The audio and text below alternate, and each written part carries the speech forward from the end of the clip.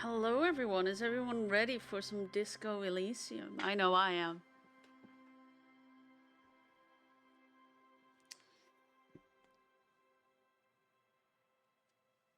Let's see. Take a sip of my drink.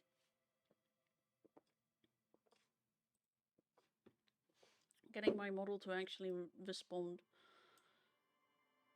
Hello?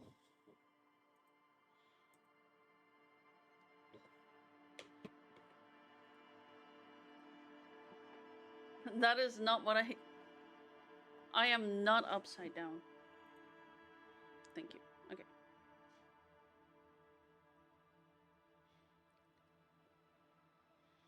Well, I hope you're all ready. Hello, Manslayer, how you doing? Are you ready for a Disco Elysium stream?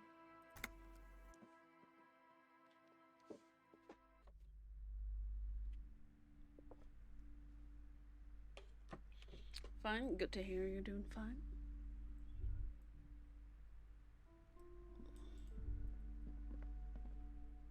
I'm sorry, sir. I can't talk right now. I'm very busy with my homework. I have so much homework now. You just can't win. Out of the rain and into the gutter. What are you doing now? Math.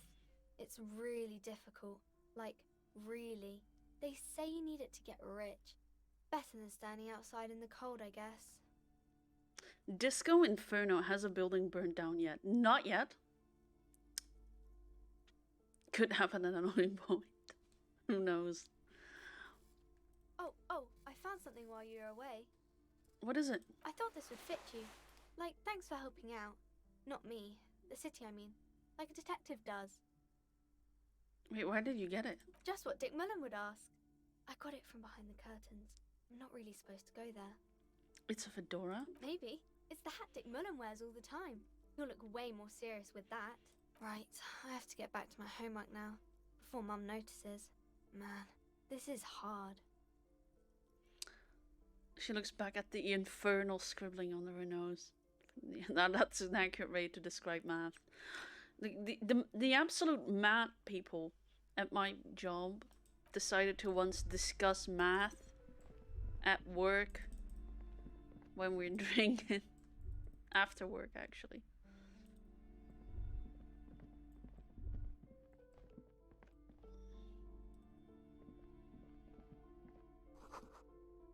My book just being discarded here.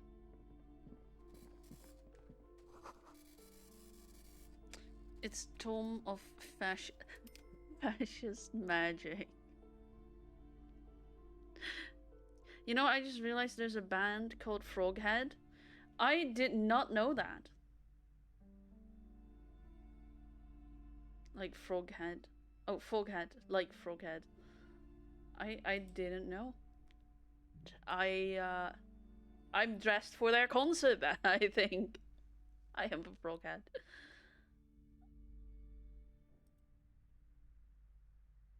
Alright, let's see.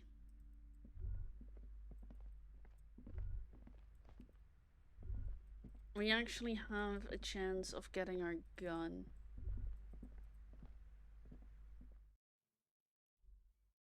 If your morale is low, that's life.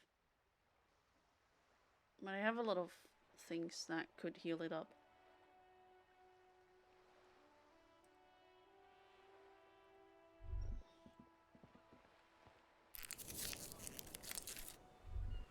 All healed up now.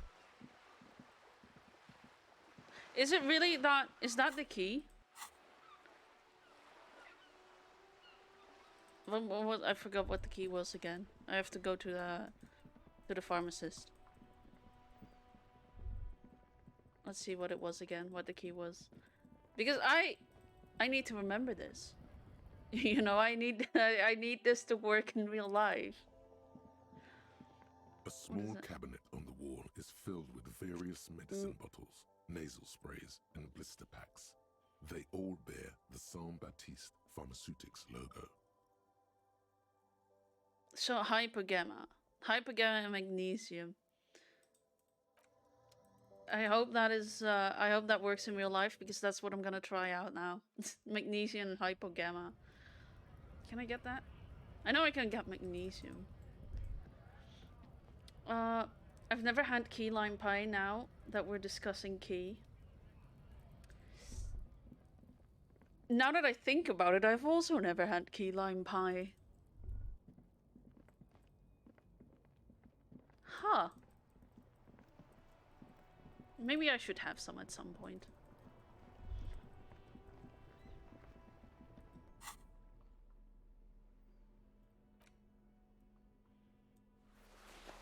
Encyclopedia. Alright. What is my thought cabinet collection on this?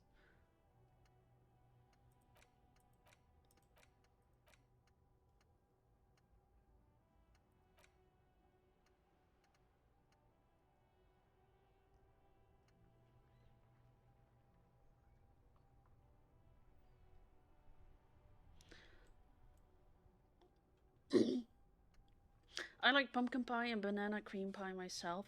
Those are two that I've never had. How about you? I mean, I like an apple pie with like ice cream on top of it, preferably cinnamon ice cream. Or my mom can also make very great coconut pies.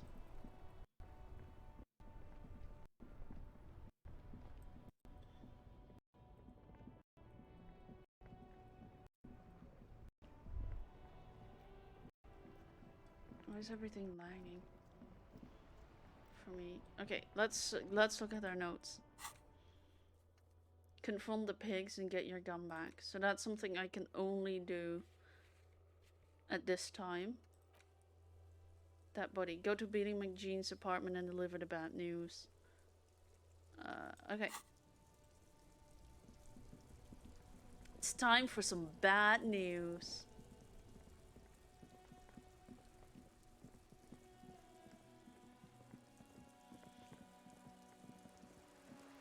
My mom says Dutch apple pie is really good. I didn't know there was a difference.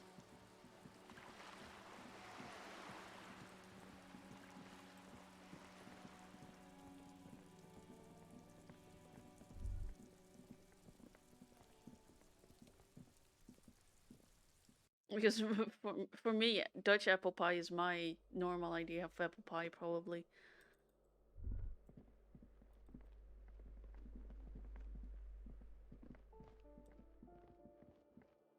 There's a crumb topic. Oh, yeah! Yeah, well... We actually have separate names for them. So we also have the regular one, you know, with the lines. And we just call that apple tart, which translates to apple pie. But also kind of like apple cake, actually, because we don't have a separate word for cake and pie. Dutch terminology on cake, pies, very weird. But yeah, and then we have the one with the crumbs on top, and that one we call appelkruimel. That is my favorite variant of the two. It is really good.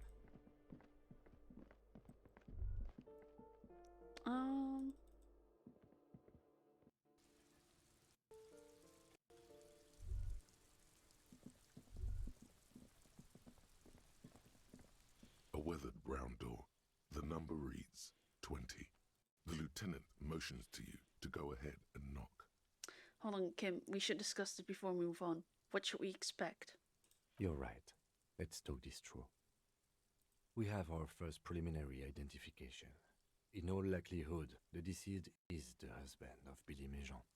We need to confirm this, as well as deliver the death notification to Billy herself. I actually have worn those Dutch wooden shoes. Clogs. Klompen. It was, but it's not something that... I don't have my own pair. I was at like this farm area and they had them and we wore them for a while. They were like kids size, so I was a kid back then. So at the petting zoo. They're surprisingly comfortable for being made out of wood. I call them footboats. That's an accurate description. But yeah, I mean, I was expecting it to be the most horrible experience ever. It wasn't. For something made out of wood, I just don't get how can they be that comfortable? I would have expected it to be horrible. Now, delivering a death notification is never an easy task. There's a reason why it's often called the most stressful part of our job. This is why it's usually done in pairs. You got this. I'll be monitoring reactions, ready to act if necessary. Kim, are you sure you're letting me do this? Me? I fucked up the previous interview because I was so aggressive, and now you're like, yeah, you do this very sensitive thing. Hello, Melgor. We're going to deliver some news to someone. How you doing? How you doing, son? So do Dutch wooden shoes go clack, clack, clack as you walk and run? Yes. They do make a lot of sound. Okay, do you have advice to tell me on how to tell her he's dead? Just don't say that you know how they feel. You don't. What if I don't want to do this? Yes, it's hard. But there is no easy way to handle this information.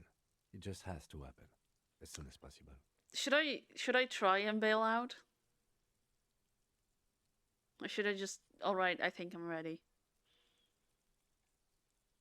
Because on the one hand, I kind of want to be the one to do it. But on the other hand, I'm kind of curious if I can if I actually have a choice in this. What should I do?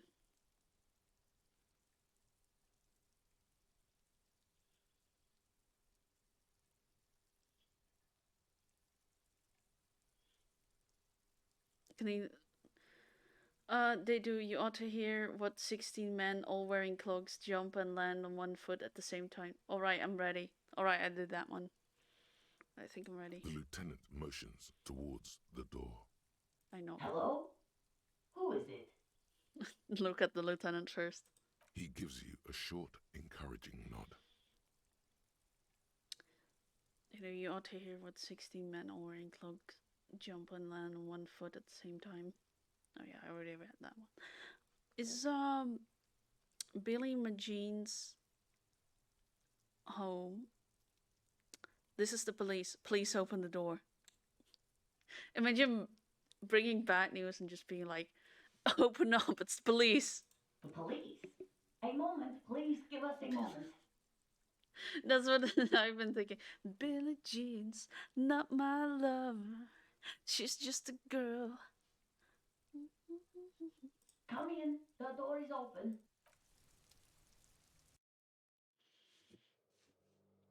She says, I am the one. The kid is not my son. Alright, let's expect her home first. Oh, that's adorable. With odd cheerfulness. Yes, a very cheery apartment. Is there anything I could steal from her? Okay, let's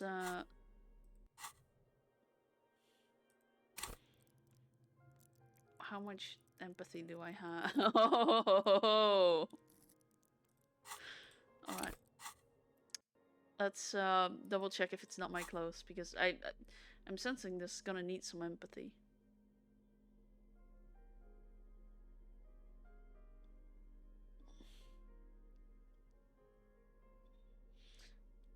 Wait, why am I wearing this if this suit is so overpowered? Oh!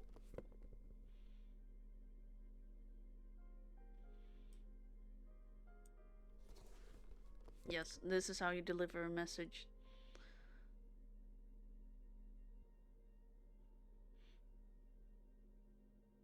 Oh, this one gives empathy.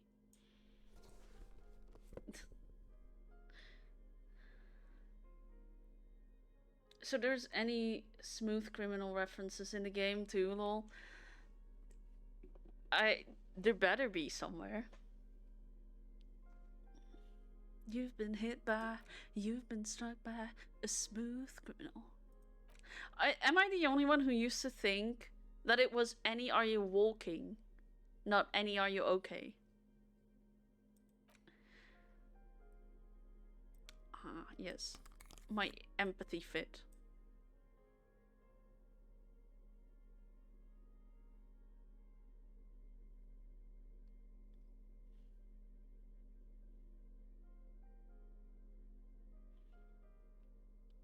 Because this gets the empathy of anyone.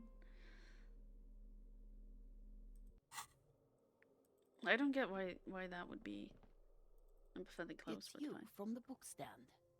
Did you come to bring my cockatoo back? I don't think I introduced myself properly. I'm Billy. Would you like something to drink? Tea? Lemonade?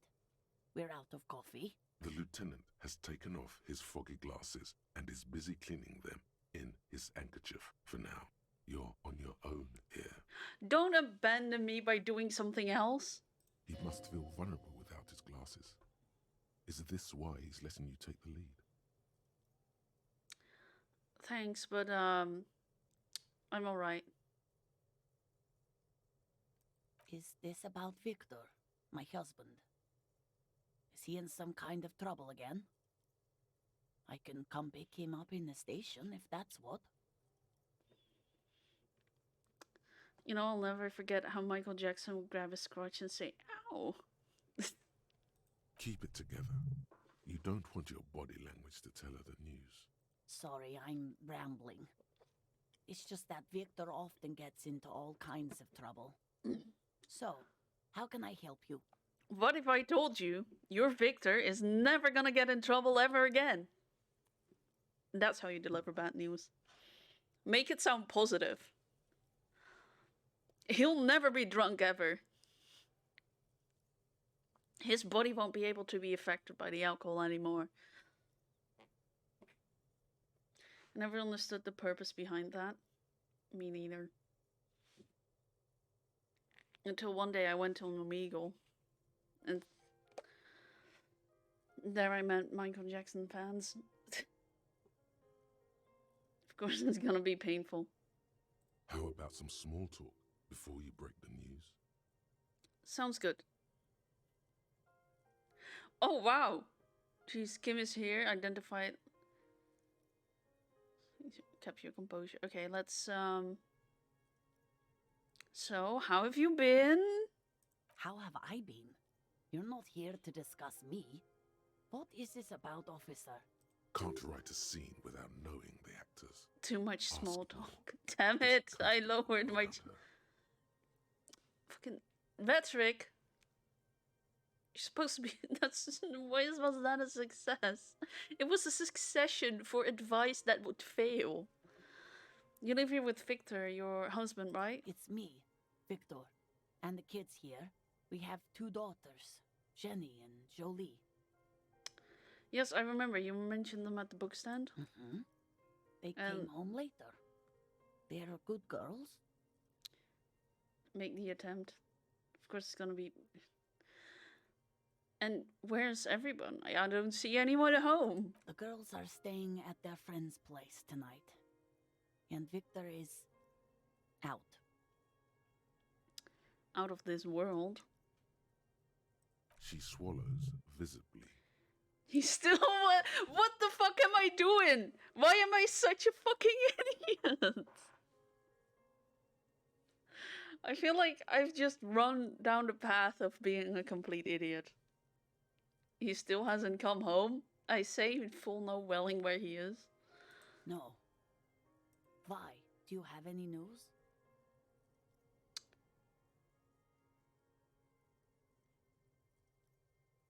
Something I have to know. We're going to drag this out. We're going to torture this poor woman. To your knowledge, did he make it to the library? No. I guess I'll find out when he decides to come back home. It shouldn't be long from now.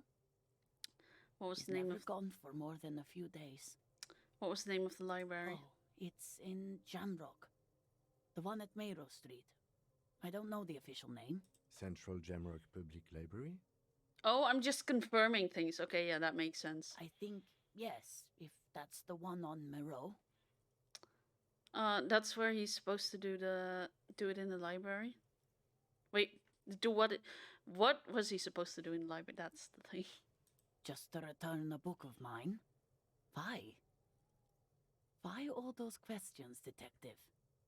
Did he... Do something? Break something? It's a fool's hope. Was it The Glittering Curve by M. Thibault? Yes. Remind me again, what was he wearing when you last saw him? His old leather jacket. Can you describe it? It's just your average brown leather jacket, but he bought it as a teenager, so... What about the inner lining? Yes. The lining is hand-sewn. It's blue. I tried to make the thing more weatherproof since he's running around with it in the middle of winter. Something else I have to tell you. She folds her hands across her chest. Here it comes.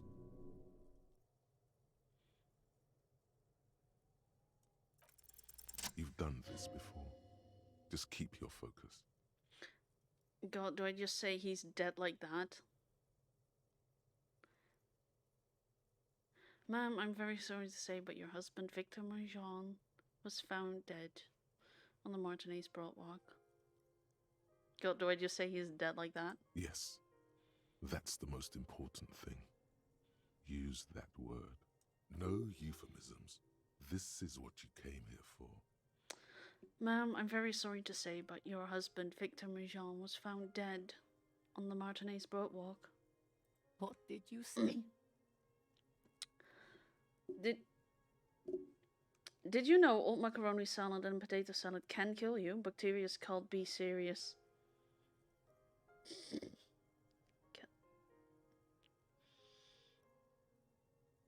Wow. God damn it. I actually have a potato salad that's way beyond rotten in my fridge, and I'm too scared to take it out. A great and terrible spike. The blood freezes in her veins. Your husband, Victor Marjan, is dead. I'm very sorry for your loss, ma'am. Oh. She touches her neck, eyes pale like pearls in sea water. Oh. But he was just... Wonder if that's what killed Billie Jean. No, this woman is called Billie Jean. The dead husband is called Victor Marjan.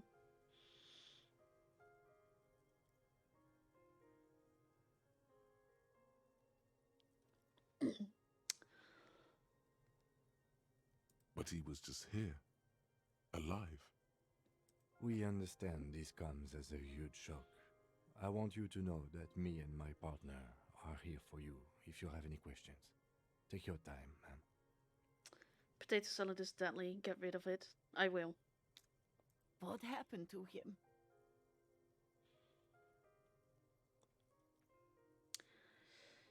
It's still too early to say, but at the first glance it seems like he slipped and hit his head. It was an accident. He fell through a hole in the boardwalk and hit his head. It's still too early to say, but first glance it seems like he slipped and hit his head. Was he drunk? Alcohol may have played a role, yes. I see. And you just found him there, lying in the cold. How long had he been there? If you say 2 days maybe, it will be etched in her mind forever.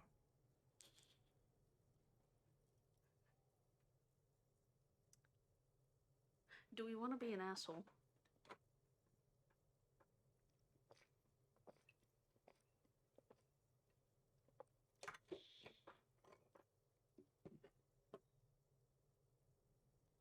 Anytime noodles or potatoes become old, they can kill you. Remember that? I have a lot of old potatoes in this house. I'll get rid of them. Actually, I've eaten old potatoes. But I froze them in the day after their sell-by date. They were pre-cut potatoes. Get rid of them. Alright.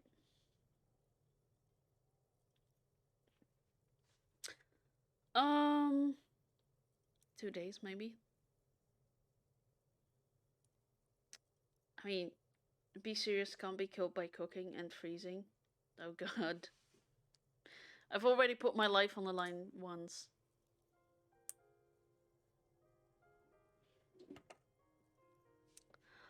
Um,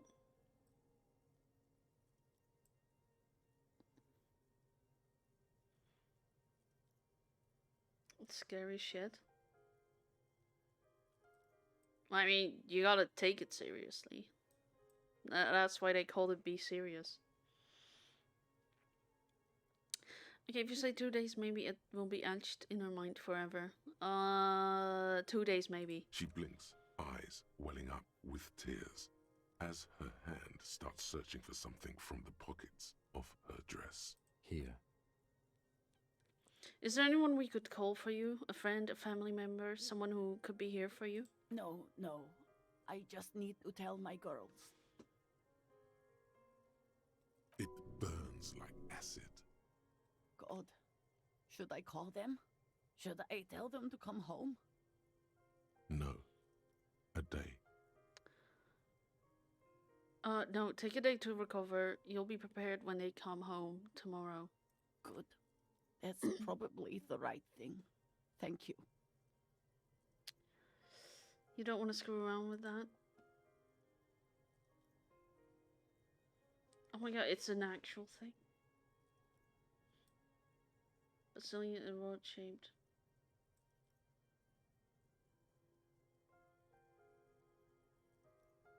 Ugh.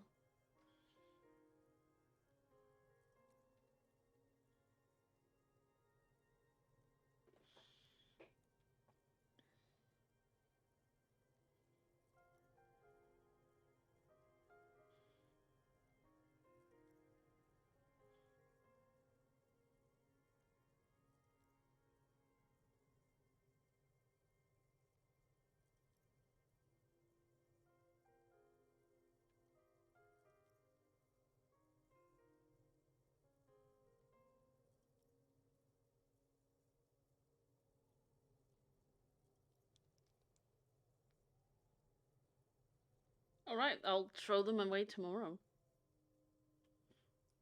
Just tell me, what do I need to do next? Where is he? Can I see him? We've taken him to the city morgue. The local coroner will be contacting you shortly to arrange the funeral. Here's his number in case you want to contact him earlier. A very good call. Is there anything else that the RCM could do for you? No, I'll call you if something comes up. Thank you. Thank you for telling me. I'll call if... These are her last reserves of strength. Her muscles will give in soon. Already, she starts to shake. Again, I'm very sorry, ma'am. We should step outside and talk. Set the library card by her and leave the room.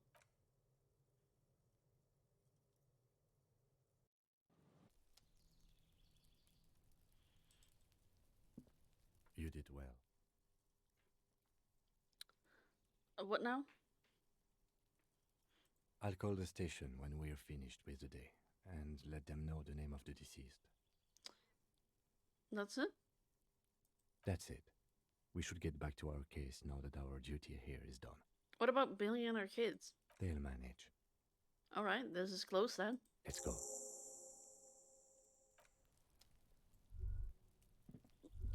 Well,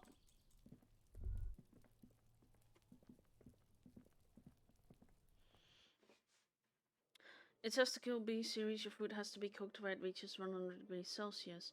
Most food won't be cooked to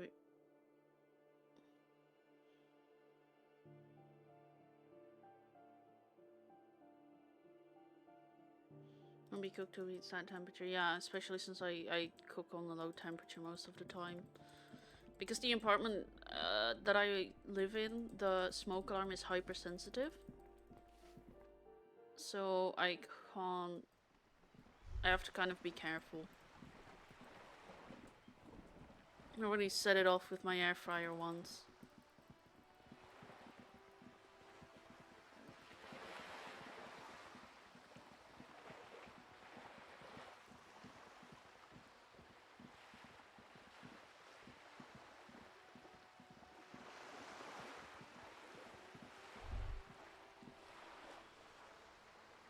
Fish!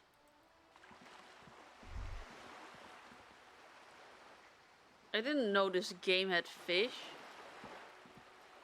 Oh, I can't do anything with it though.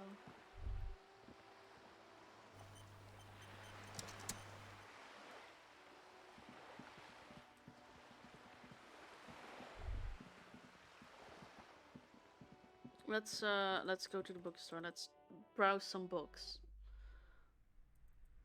Where's this? A small mountain of colorful board game boxes. There are numerous types of games for all ages. A lot of shelf space seems to be taken up by Wirral-related merchandise.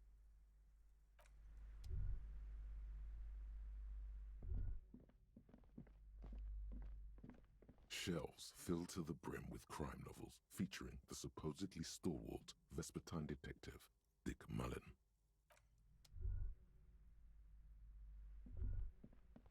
Shelves full of biographies of famous people, whoever they are. Everyone knows the most interesting about fascists. What?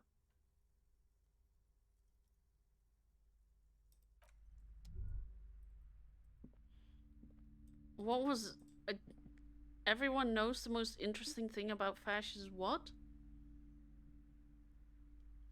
Old cream-filled donuts can kill you too. Remember that as well. I will. This bookstore is not strictly a... Some forms of food poisoning are way worse than others. Yes? That is true. What? I didn't mean to talk to Kim. Convince Kim there's a scary, dark mystery twist. Sure, wait. Dress code modus Mullen.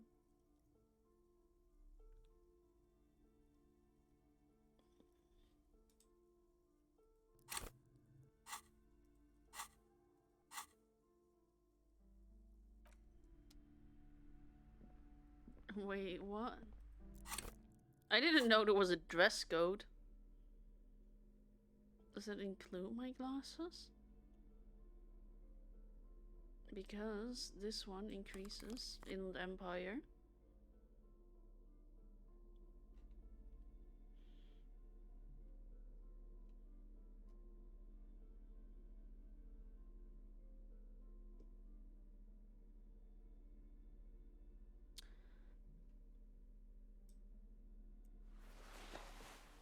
Can't see my tie. Alright. Kim? Don't walk away from me! No! You have forsaken me!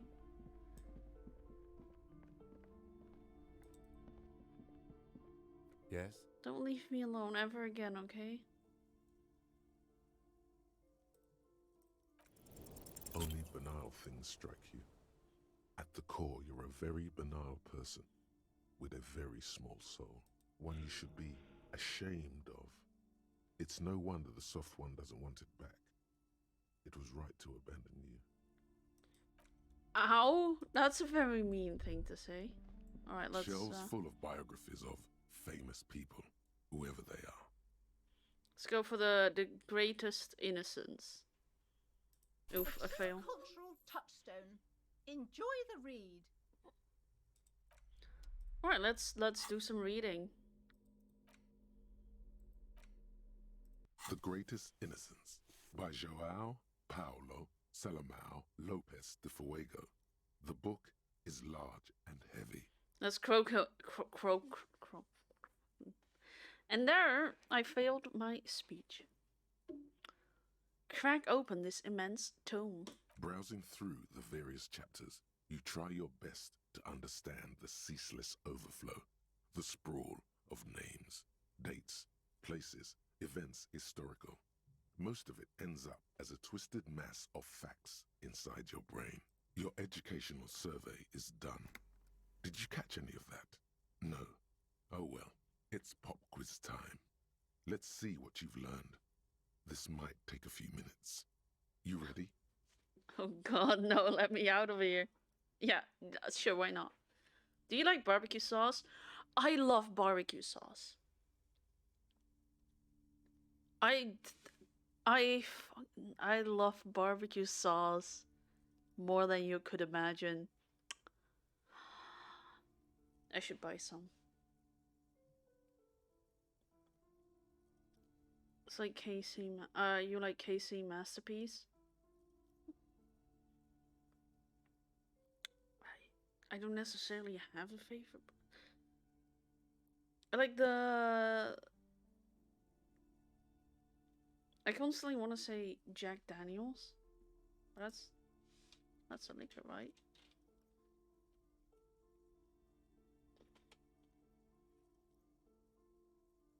That's a liquor. I know. So it had a similar name to it. But like I'll know it when I see it, if that makes sense. Yeah, no, it is literally named Jack Daniels barbecue sauce. I love condiments, lol.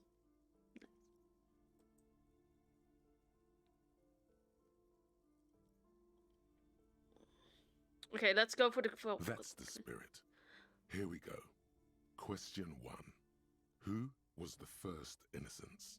Oh yeah, this is what I was made for. Alright, encyclopedia. Then give me an answer. Dolores Day?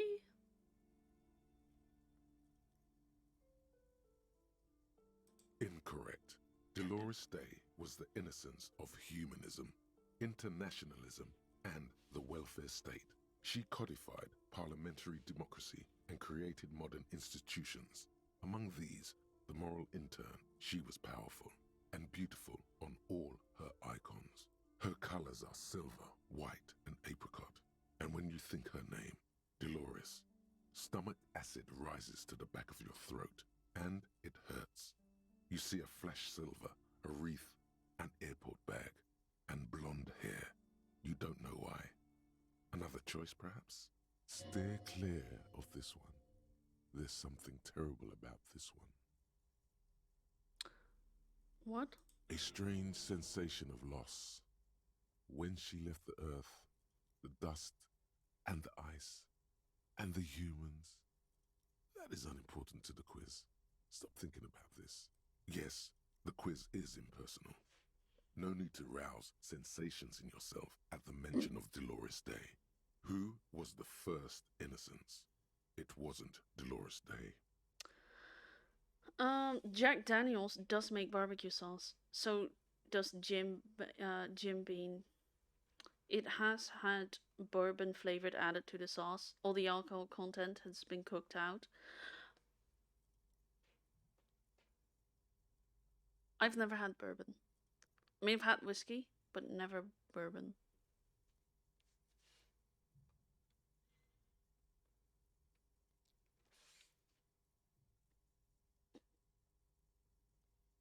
I probably would have if this apartment allowed me to have fucking alcohol. What a bunch of wankers. Okay, alright, so, alright. It wasn't Dolores Day. Right. Sola? Incorrect. Sola was anointed during the previous century and even lived to see the current one. She was an urban planner who spoke her mind and largely left history to its own devices, encouraging people to excel on their own rather than prescribing to a deified model of history. She is often called an anti-innocence. Sola resigned after an assassination attempt by a Yugo nationalist who blamed her for not taking the side of the left during the turn-of-the-century revolutions. Innocences don't usually resign. Care to try again?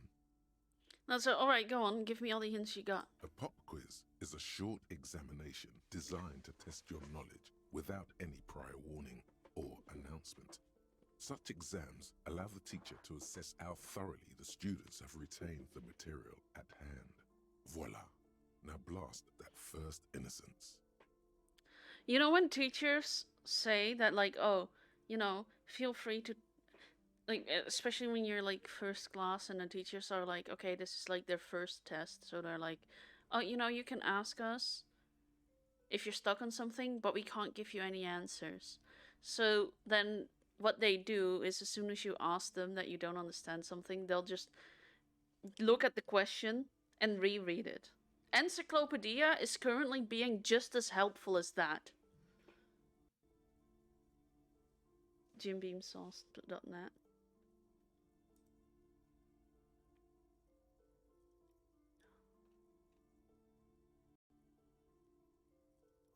Yeah, I think we have that here.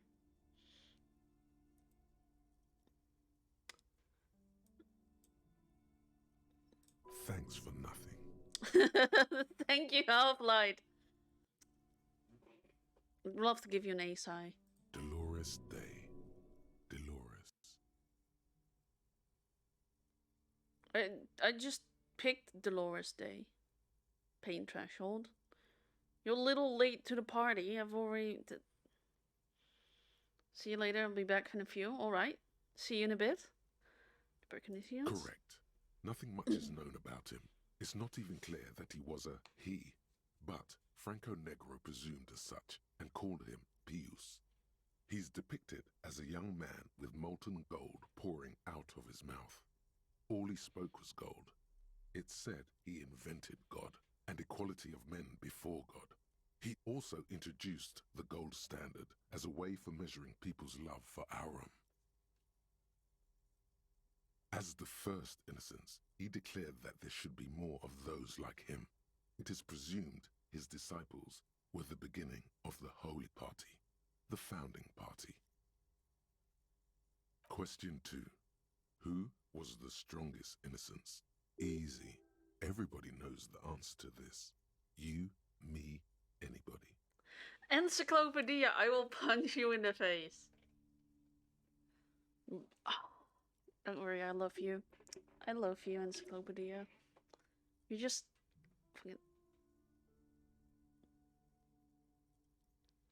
Dolores Day?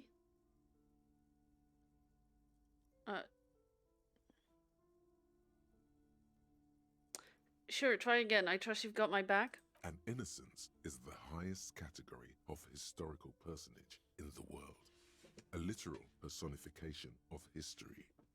Traditionally, an innocence, when anointed, assumes supreme rule over the Occident or the known world in general, at least the parts that matter. Yes, so interesting, but I thought you'd give me the answer to the question. I can do better. Okay. So commonly, an innocence does not enforce his or her power through military power. This is seen as unnecessary. The innocence wins because an innocence can't help but win, for their deeds are inevitabilities. Did this help? Yes, immensely. Great. Dolores. Alright, Dolores Day. Incorrect again. While she originated many modern institutions, launched several successful expeditions, and was even critical of the Innocentic system itself, and somehow keeps popping up in your mind, she is not often considered the strongest, even though the words most associated with her rule are l'amour, la compassion, la autodiscipline, love, compassion, self-control, which could be seen as facets of strength. Would you like to try again? Is auto-discipline really a word that they use in France? Because I feel like a lot of these are like France and then it's like auto-discipline. Auto-discipline. Let's just add an L before it and now I've got to Google Translate it. I'm sorry. I just think this, I just want to know. if I'm an idiot, or if this is funny. I mean, it is funny regardless, but you know.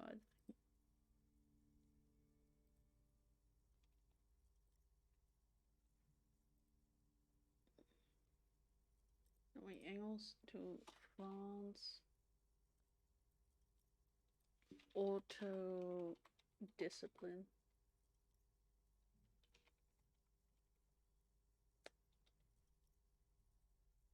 Yeah. Yeah, that is correct French. Learn something new every day.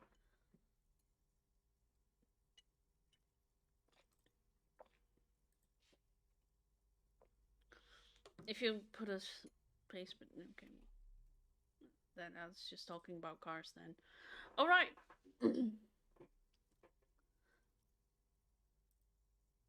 Please, relax. Vesper Messina. Incorrect.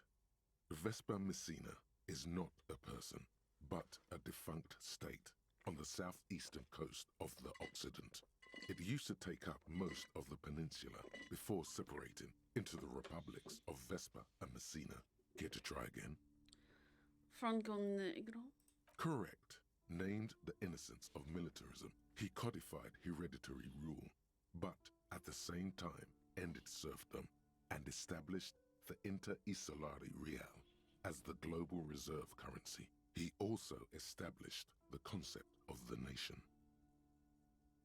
Franco Negro attempted to solve the rising tensions between the aristocracy and bourgeoisie by building a unified society in which every man has a place and a mission, but at the same time may rise to nobility provided on the strength of his virtue. Question 3.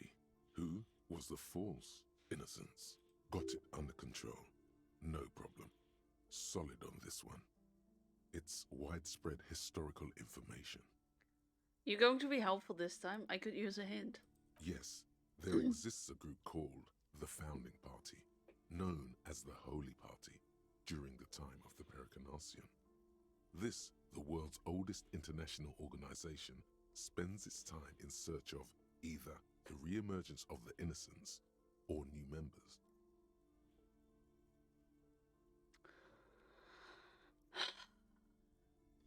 My mic is not gonna pick up my sigh, but sigh heavily out loud. There seems to be a mix-up with the sources. It's not my fault. At least it clearly wasn't Dolores Day. She wouldn't be false. She's beautiful.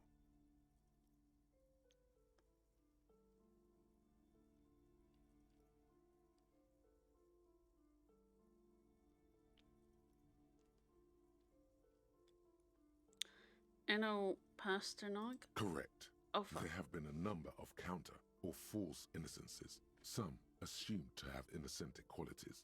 Some who just thought so themselves. Occasionally, they have the support of a faction inside the ecclesiastic organization, and accusations of foul play have arisen. The most famous and important of these was Ernau Pasternak. He was into torture, despotism, hymns, cannons, and world conquest, but got defeated and humiliated by Stepan the Despicable of Kedra. Final stretch. You've come so far and learned so much. This is the most important one. Question 4. Who was the greatest innocence? The most important of them all. The most precious to humankind. I've got it, honest. Okay, are you sure this time? I'll bite. Hint me. Of course, this is my thing. The reason I exist in this world. The correct answer is Franco Negro. You're absolutely certain of this? 0 doubts. While it was actually her. I'm going with pain threshold. Correct. The Mesk might see Franco Negro as the father of nations, but as of this century, there's been a great shift in attitude. Dolores Day has become widely regarded as the greatest innocence. A most radical change to the whole fabric of the world. Everything from inter-isolary travel to the connected world to 3 consecutive scientific revolutions can be traced back to her. Every decade that passes, she seems less human somehow, and more beautiful, and more beautiful, and more beautiful. Congratulations on finishing the test. The results and your subsequent grade have been calculated. You get a D. Not particularly remarkable, but technically a passing grade. Not that anyone really expected better. You would have done better if you just left Dolores Day for the end. Dial the Dolores Day down a bit. Damn you, you arrogant book. What's going on with you? The book is thinks it's so smart. Goddamn, the book is unfair. Okay. You are shouting at an inanimate object, like a real weirdo. No wonder you seem to have trouble with the right answers.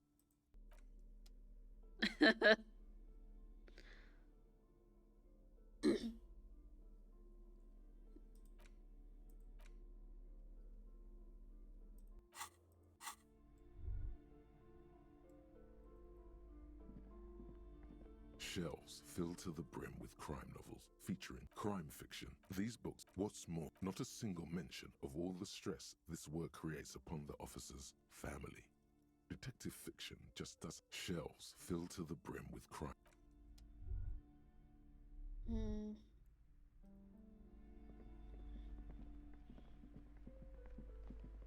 A small mountain of colorful board game boxes.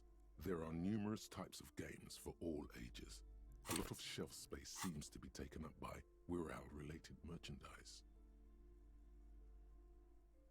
Wonderful choice, sir. A wholesome family game.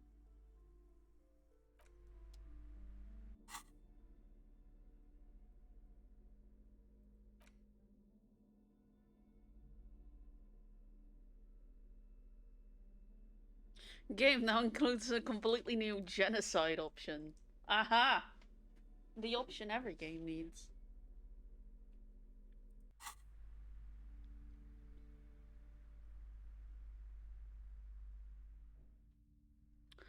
Okay, yeah.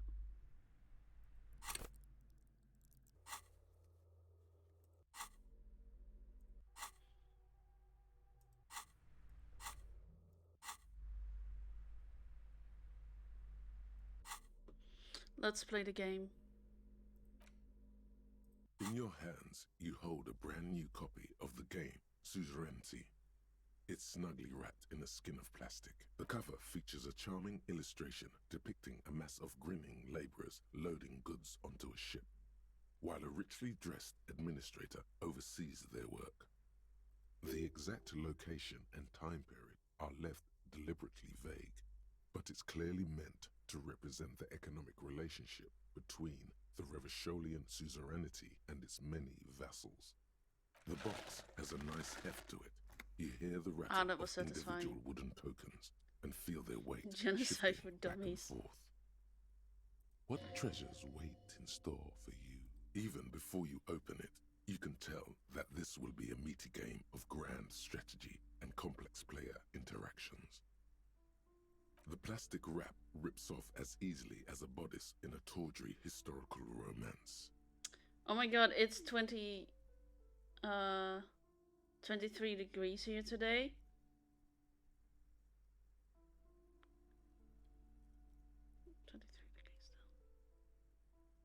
I mean, that is warm, but not too warm, right? No, that is actually very warm. Never mind, I take back what I said. That is very warm. There's a hiss as the lid slides off. Inside, you find a thick, full-color rulebook and more than a dozen pouches of various wooden components. It's warmer than it should be for another month here. Imagine when the real ones come. I'm back. Welcome back, Manslayer. Okay, let's, Hey, Kim, wanna play? The lieutenant looks over the rulebook before he sees something that makes his eyes go wide. Holy shit. The average playing time for this game is 1 to 6 hours. Oh god, we don't have time for I'm it right not now. sure we can afford to set aside that kind of time for a game. Yeah, no, not now. Not now. Because it's... What do I... We'll put... We'll do the game later. Because And I need to be on time for my gun. Okay, so that's 1, 2, 3, 4. I'm going to quickly fill my bottle because it's empty.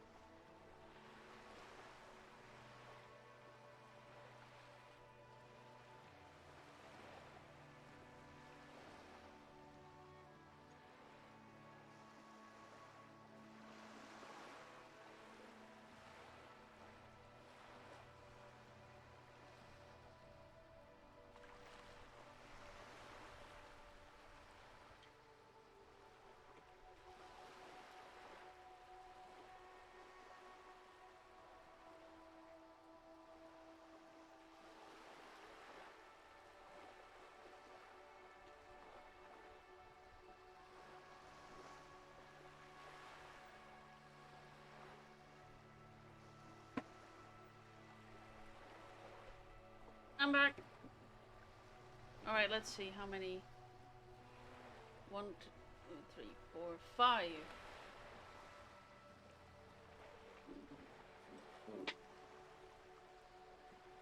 I also got myself a sandwich. I'm very hungry at the moment.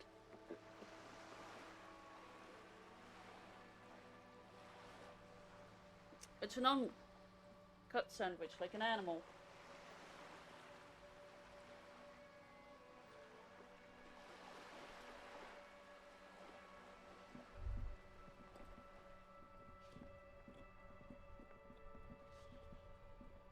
The worn and beaten wooden planks of the bench do not look overly comforting. We can sit on benches after we've solved the murder. Let's go. You can revisit the bench if you ever need to pass the time when Lieutenant Kitsuragi is gone.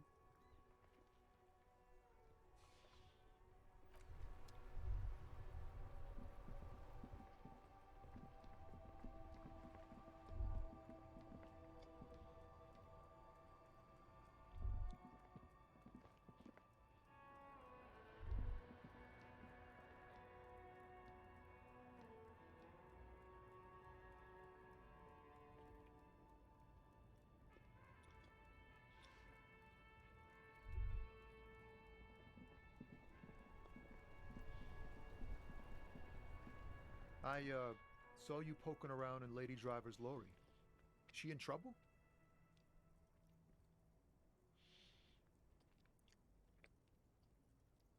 Ray just told us where her cabin is.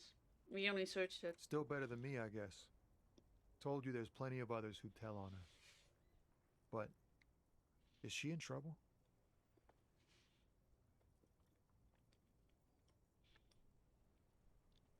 No trouble, she's going to be fine. Oh man, that's like a load off my mind. All that stress was messing up my rhymes. He chooses to believe what's best for her. What's the problem with those rhymes anyway? Oh, you know. Tommy Leham's gonna be a musician. Sprechgesang, but with beats. I've got a lot of free time on the road to hone my craft.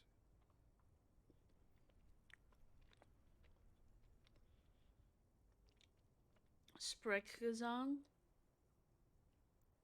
Isn't that just... What? The correct grammar is Tommy Lahom.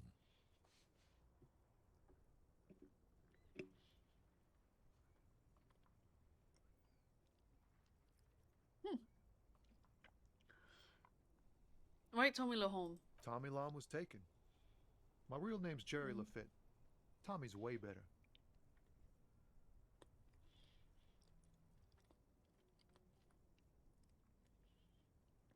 Alright, I have another question. The man taps his fingers rhythmically against his arm.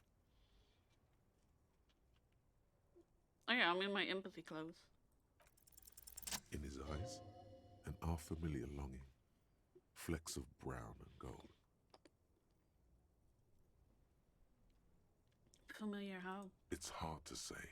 His gaze wanders southwest, down the street that goes beyond the horizon.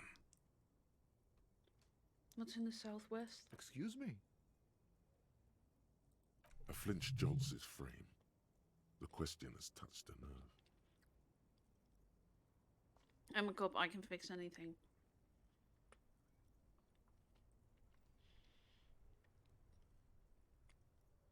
Hell, I get longing. I felt something similar since I woke up. Man, I don't know what to say. Not much anyone can do. There's no helping in absence, you know. I miss my family. They're all I have. My wife, second kid on the way, waiting all the way in Diora. And here I am stuck in this shit, so far from home. Damn. Diora? Diora of the Seven Seas.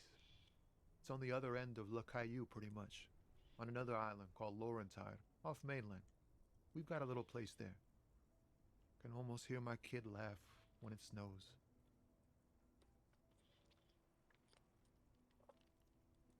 What's it like to miss someone? What's it like? Good. And bad. An ache that brings you joy. I think of them a lot. I dream up these silly scenarios in great detail of living with them.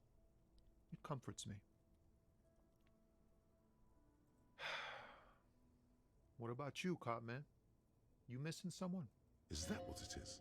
This feeling? No, it's scarier than that. You're pursued by a hunter, smelling of apricots and sorrow, and the past. I feel haunted. Hunted? By what?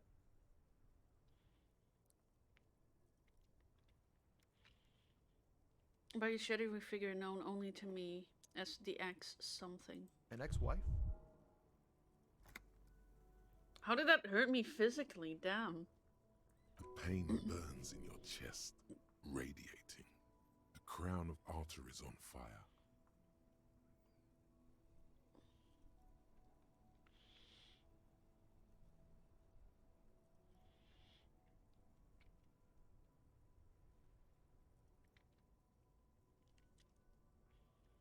This was just that knows the great white ghost that eats the world. It's the great white ghost that eats the world. A great white ghost. Wow. That sounds really bad. I hope that doesn't happen to my marriage. First, what is marriage? Man, who even knows? It's like a legal contract, but also a bond between spirits. Everyone is different. That's all I can say.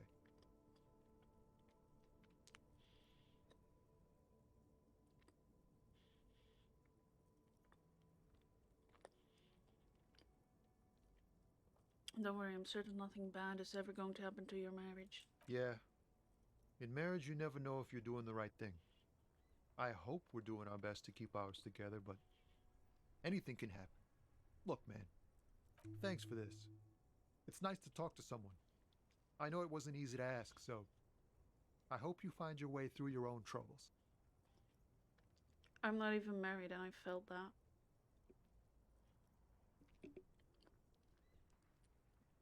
That's all for now, bye.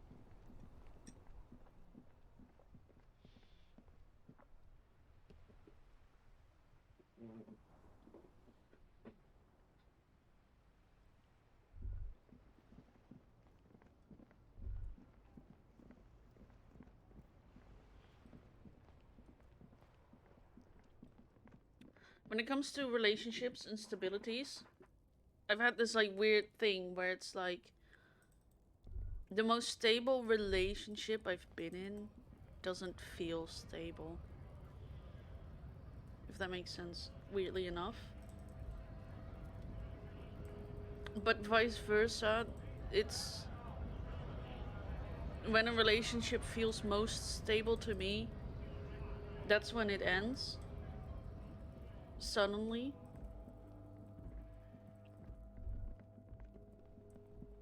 Huh. And I never really realized that. That's the pattern of my love life.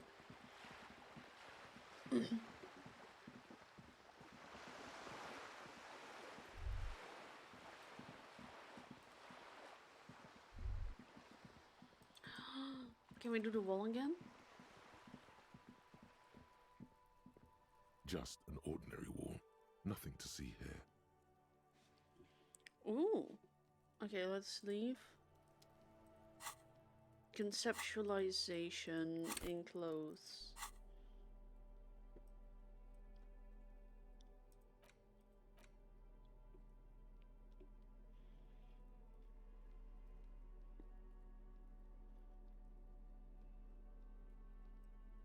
There we go.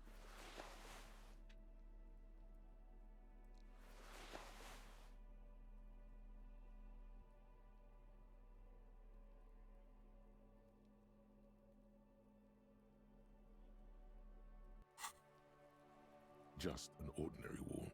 Nothing to see here. Yeah, why? It's a wall. An ordinary wall. Why must we stop to look at this wall every time we pass by? We have business to attend to. It's a pretty wall. It's a wonderful wall. Wood wall again.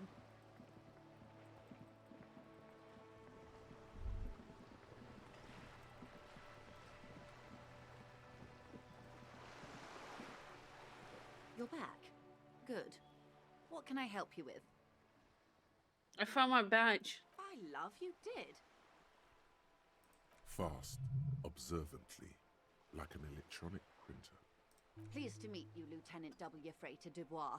I am glad to see a man of high qualification. The situation is precarious. It is indeed. What can I help you with, Lieutenant Freighter? Feather... nothing. Just because the game throws in European words doesn't mean you suddenly have to throw in Dutch words in whenever you speak. Damn it.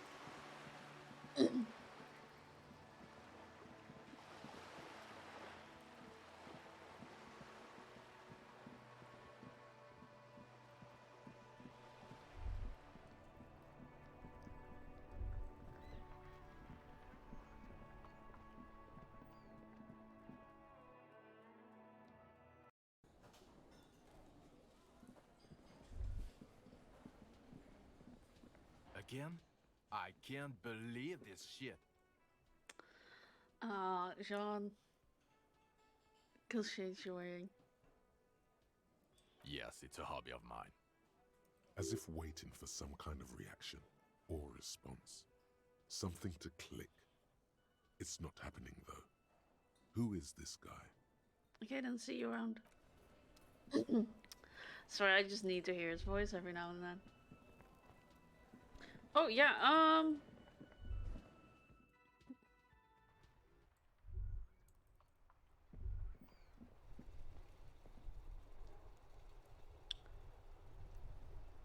I went outside for a very specific thing.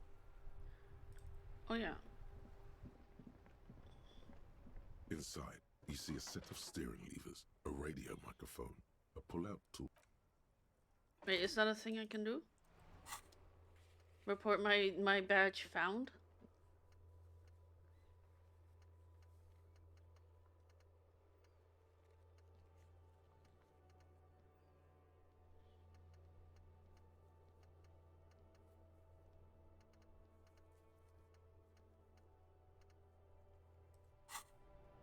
Inside, you see a set of steering levers, a radio microphone, a pull-out toolbox, and the soft... This is Precinct 57. How may I assist you?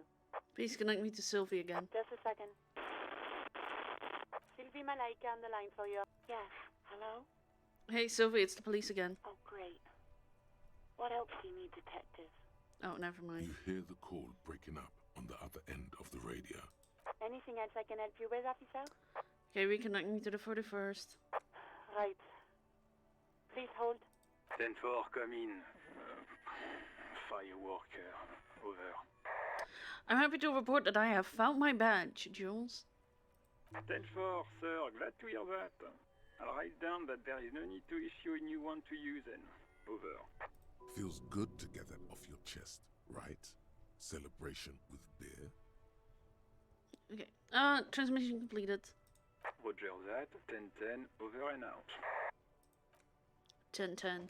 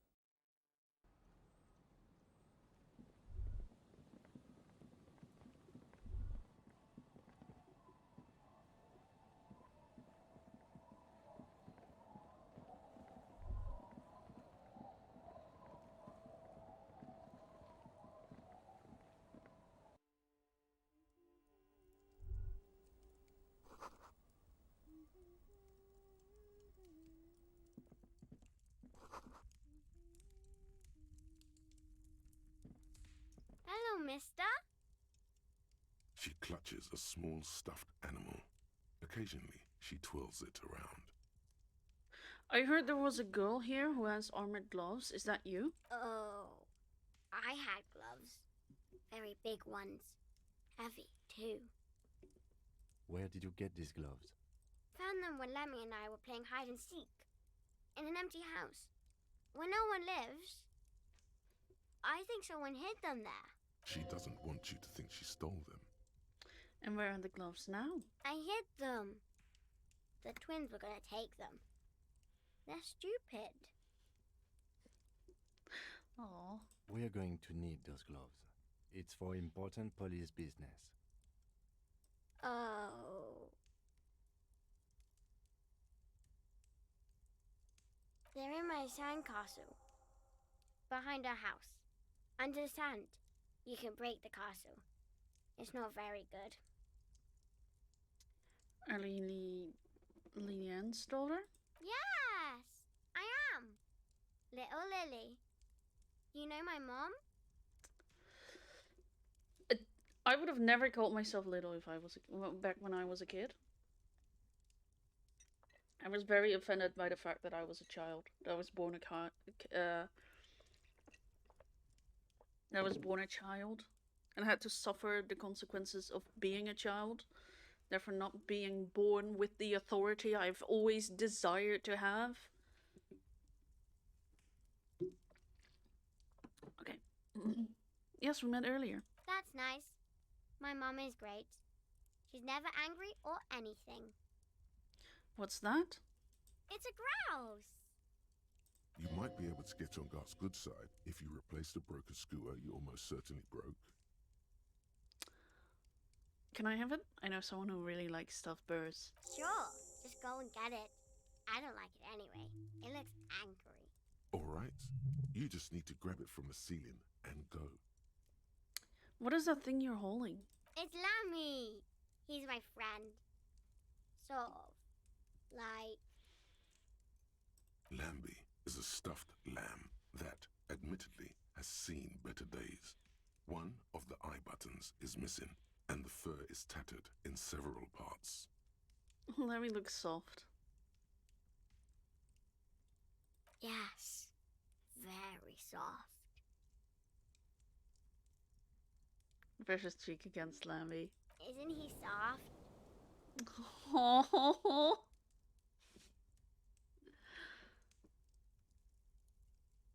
Goodbye. Bye.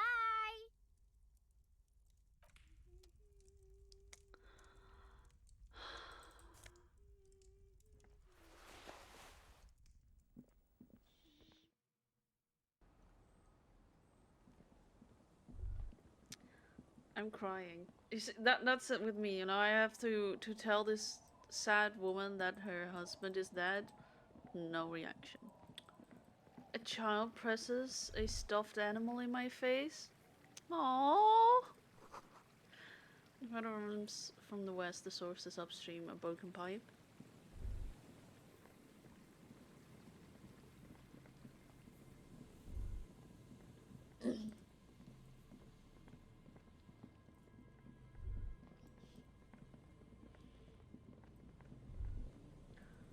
Beach ball. That patch of reeds over there, it's a great place to hide something. Kind of out of the way, being so close to the water. Wait, can't I can't see anything interesting. What is this about? Nothing. Just a hunch. The hunch passes, leaving you there, by the old boy bobbing in the water. Time to go. Huh.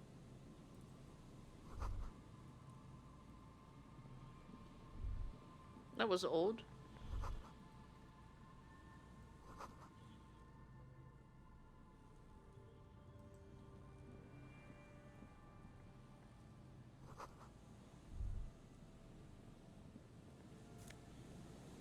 Oh. That is a geocache that I just took. I'm very confident in that. It feels like that is what it would be. Oh no, it's just a can. I thought it was attached to the tree.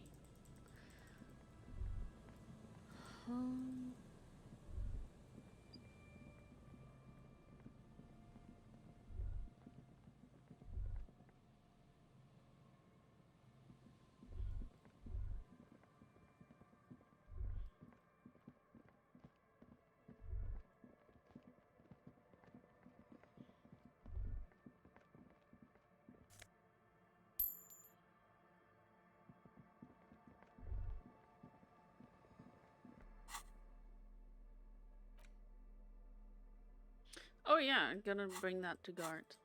What is the other thing that I have? I thought I saw two things. Never mind.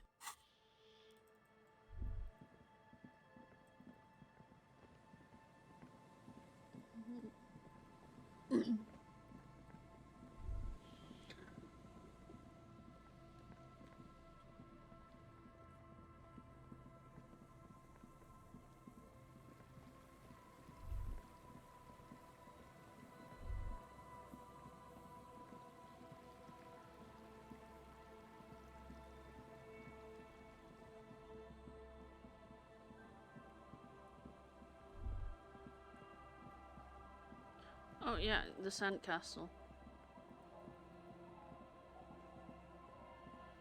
I got too distracted by the lamb. Weather has not been kind to Lily's little sandcastle. The once mighty towers are quickly eroding away. You can see something shining back to you from what must have been a vast underground catacomb network. Broken. The little castle? The reigning lord must have come upon some really tough times to let it sleep in such decrepitude.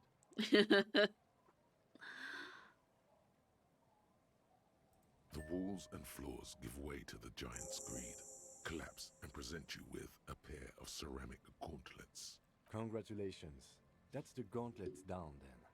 We're doing good on the armor collection front.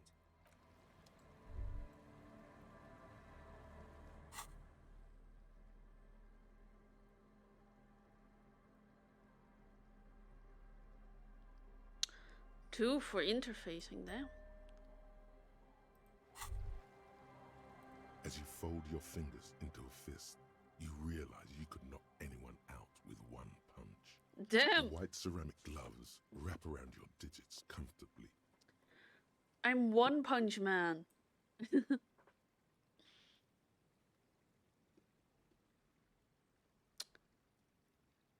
Decked out in future armor like a cop ought to be. The hardened vitreous enamel, at once sleek and light, adds a glow to your cheeks and a spring to your step. Just imagine what a full suit of this stuff could do for you. You really do feel more confident. Invulnerability does that. Even partial invulnerability.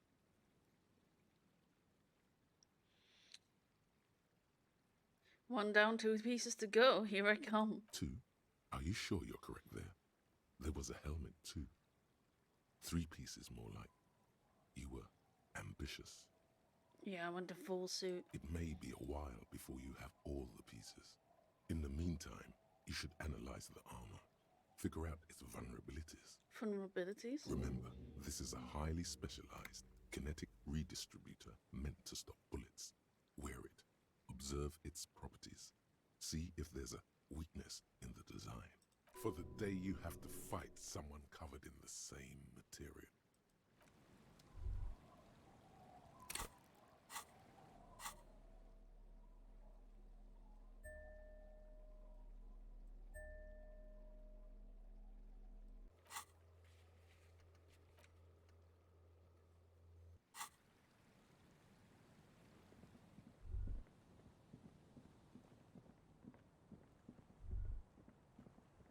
Alright.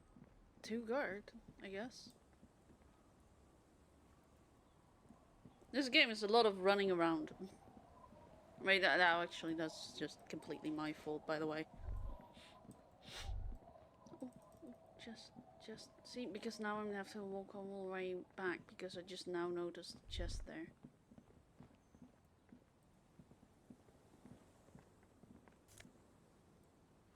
Hey, finally, I have some extra bands.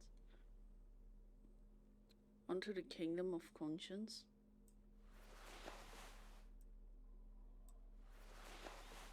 Oh, oh, oh.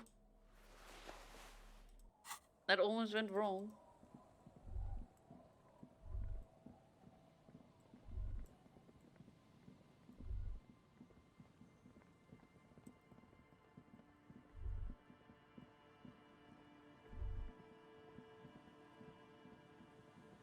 Oh yeah, I'm not wearing...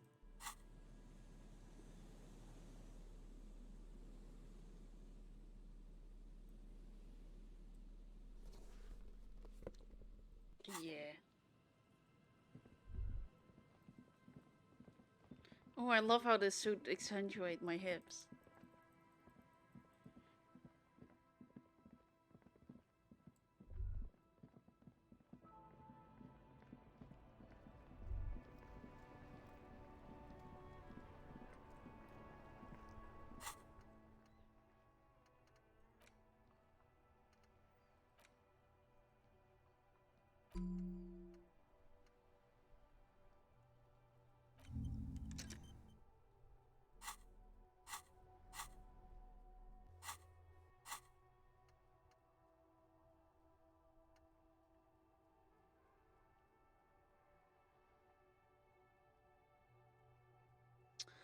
3 hours, jeez.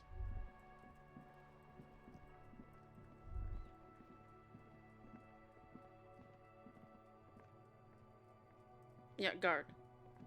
And I keep having to remind myself.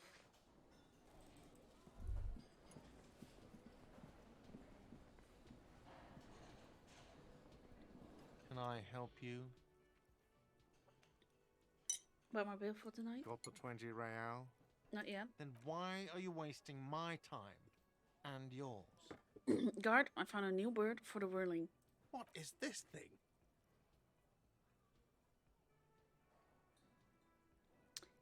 This is the ruffed goose. It symbolizes the might of the Melkor ship rituals. May it serve as a reminder to keep an eye out on the cock carouseliers. Cool. Okay. I was really hoping not to think about the cock carousel any longer because it made me feel like shit. But this is a competent piece of taxidermy. I can fix it to the plaque and have a new bird in the establishment, I guess. So, I don't know. Thank you. I'm gonna go with thank you. I feel good about our work here today. It's all about the little things, like bringing people random stuffed animals. It's not actually about that, but he liked it. Good night.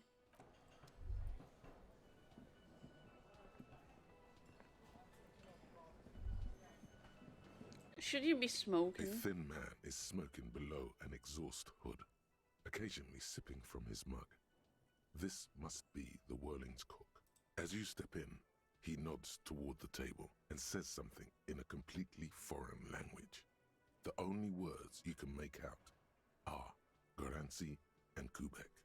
Okay, it's definitely not his name. Whatever you do, please don't call him Garancy Kubek.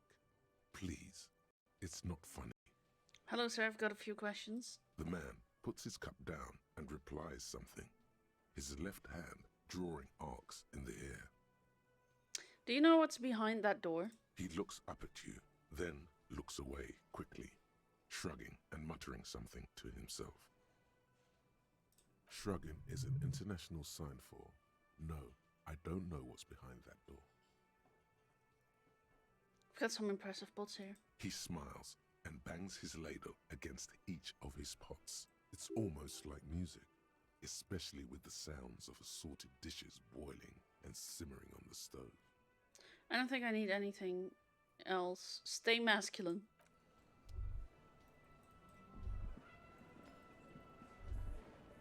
Monica's titties are big.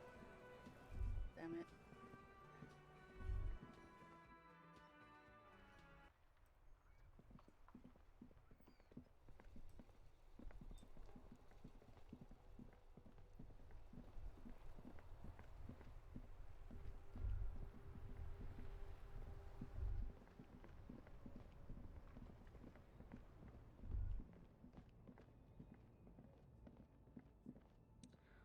So we did the bird. And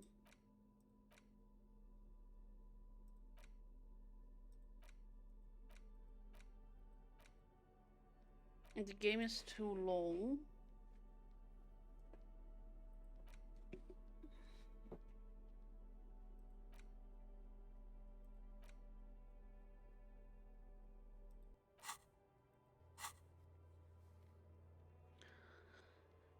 I still need the sad song.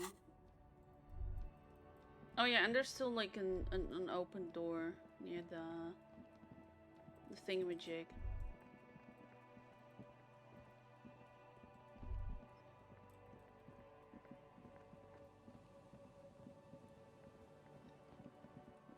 And like I've already said, we're door opening machines, so...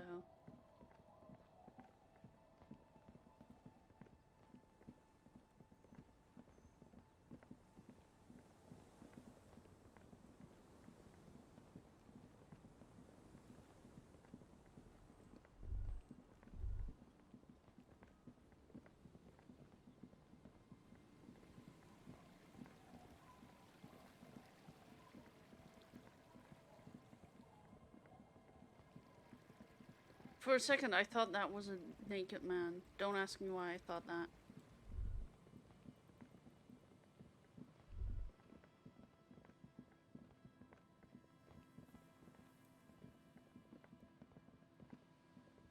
Oh, well, I mean, I might as well do the drawbridge.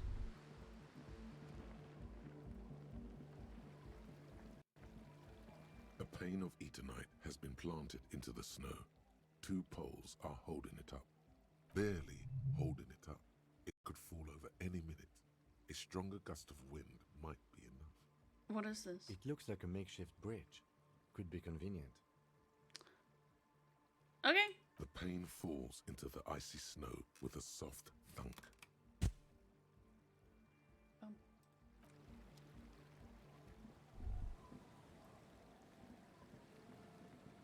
Very useful. Heavy wooden doors, more than twice your height, step. I thought for a second the doors were gone. I didn't see no doors. Alright, let's here there's a door. An old door, worn by elements, guards the depot.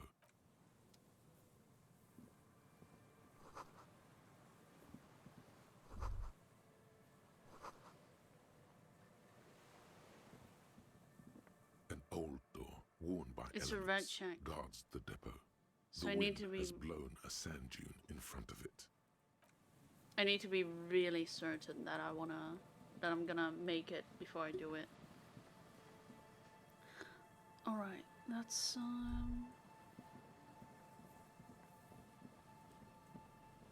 let's go to the tent then.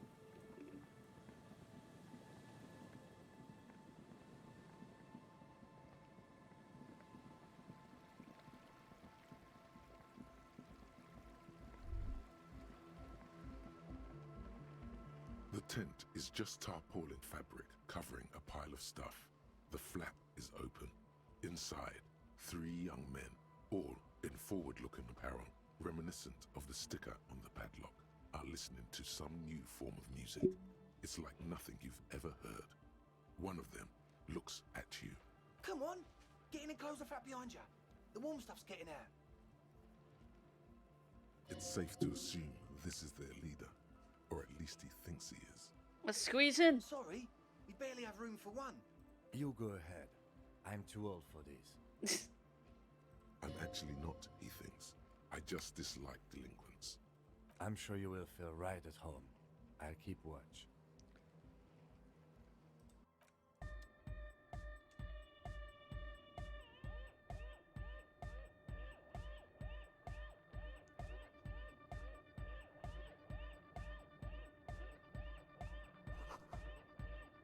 Still.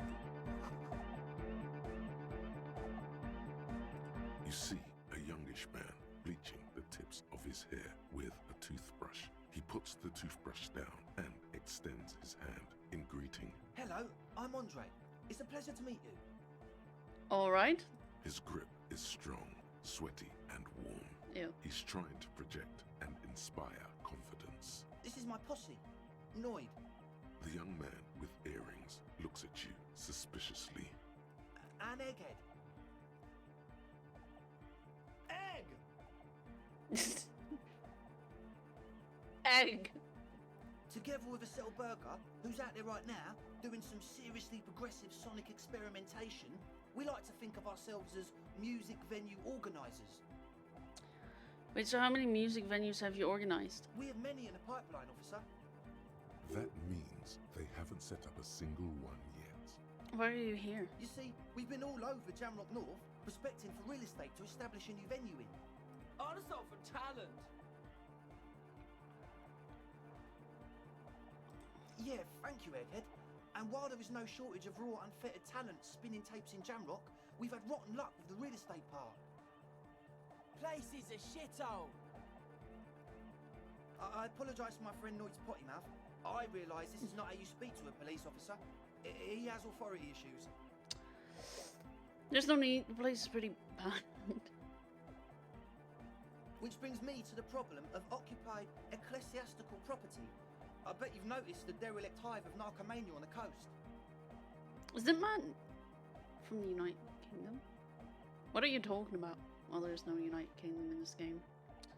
But, you know, sounds... What are you talking about? I'm talking about the church. And I'm not exaggerating. Even a place of spiritual refuge can become a magnet for all sorts of dopeheads and burnouts if left unattended. Dopeheads! Burnouts! Well, I'm sad to say, that's exactly what happened. Sad because we were just about to put Martinez on the map with one of the maddest dance clubs in Jamrock. Nah, strike that. In Reversholt. Strike that! The world! The world! The world. The world. And sadder yet, because the dopeheads and burnouts hold up in there are the worst kind. He leans back a little, watching you with a steady, serious gaze, letting you imagine just how bad those dopeheads and burners really are. Good. This calls for an opinion. You're an expert in those. Foreigners, I bet they're for... What kind? I won't stand for narcomaniacs of any kind. No more maniacs on my watch. Yes, yes. And the worst part is, they're also spooky. What do you mean by spooky? Spookiness is not a metaphor. What do you mean by spooky? I was hoping you would be the judge of that, officer. All I can say is, their spookiness is the kind that keeps us from restoring this church into a community centre and a place of spiritual refuge. Also, they don't eat or clean the building. Shit's gonna collapse. People just want to spin tapes without them spooking it up. Place has bad signs. No one can dance like that. Thank you, Egghead. So you're gonna look into it, right? It should be a police matter. Getting them out. Whatever spooky stuff they're doing, I'm sure it's not what the Ecclesiastes meant their property for. I'll look into it. Tell me more. All right, man. Andre's obviously very happy you took him seriously. The whole tent is. The boys exchanged giddy looks. Did you put the padlock on the door? Yes. I asked Noid to install a measure against more drifters wandering in. It's a temporary fix, just something to contain the situation. I will be right back.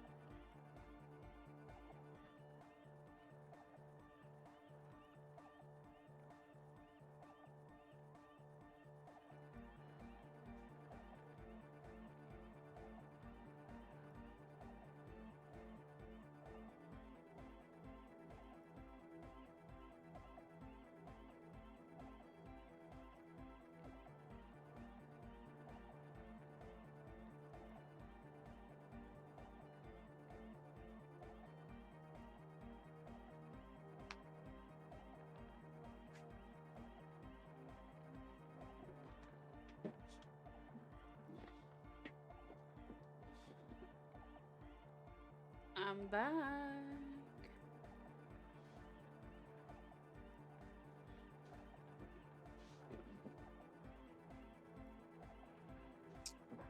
All right, let's see.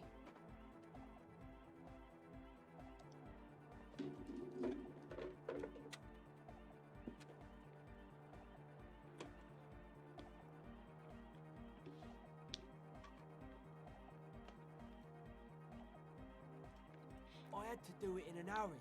Not my best work, but it should hold for a while. I need the key. Of course. Noid, give the officer the key. All right.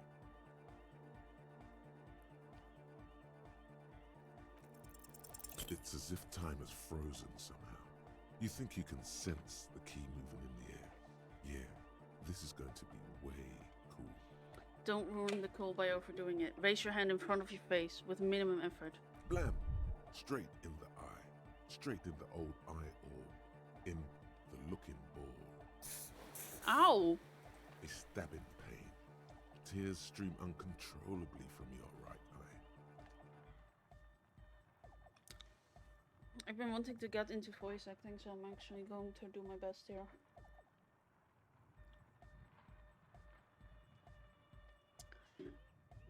You goddamn asshole, what is wrong with you? I can't see, Can't you see I'm in pain now?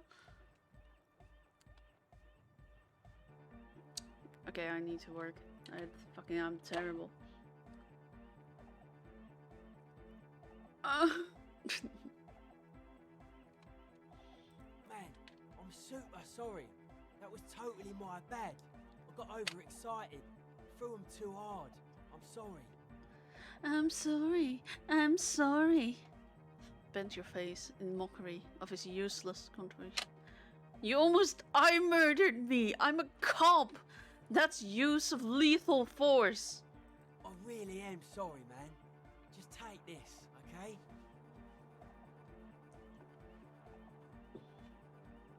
Well, looks like there's quite a lot there.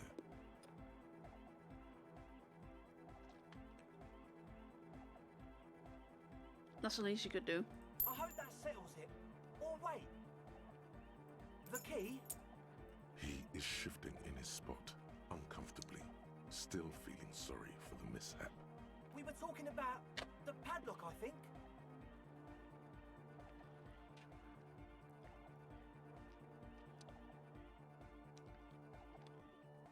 How long have those people been locked in there? Not long. Like a week, maybe? How can you be sure they haven't starved to death? I'm super sure they're alive. I mean, come on. I'm at least 90%, maybe 85% sure they're still alive. Somewhere in the ruinous past that led you here, there was something called exams. You may have learned the term involuntary manslaughter there.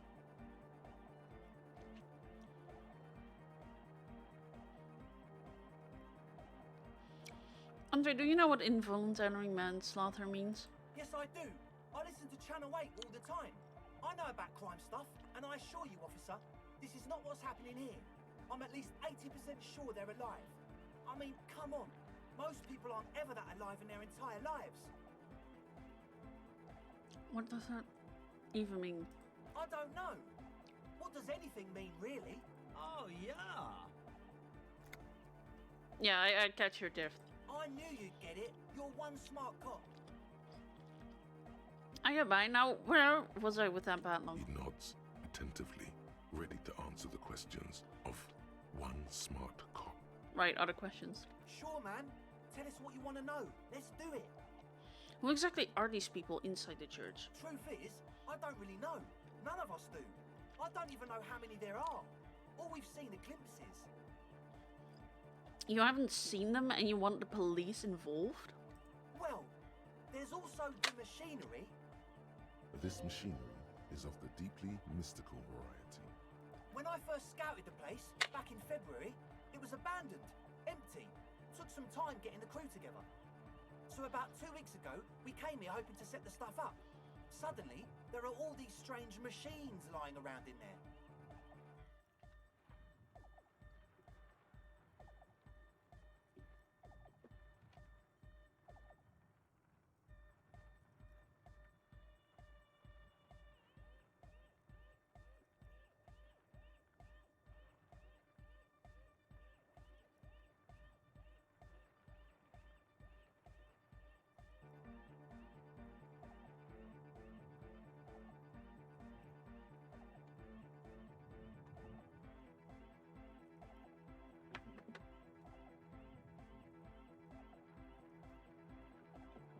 Something weird is happening with my tracking, like completely weird.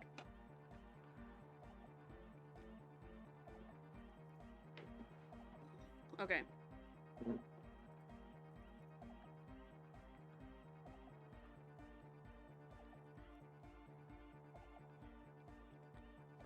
One of them has wires running into bowls of water.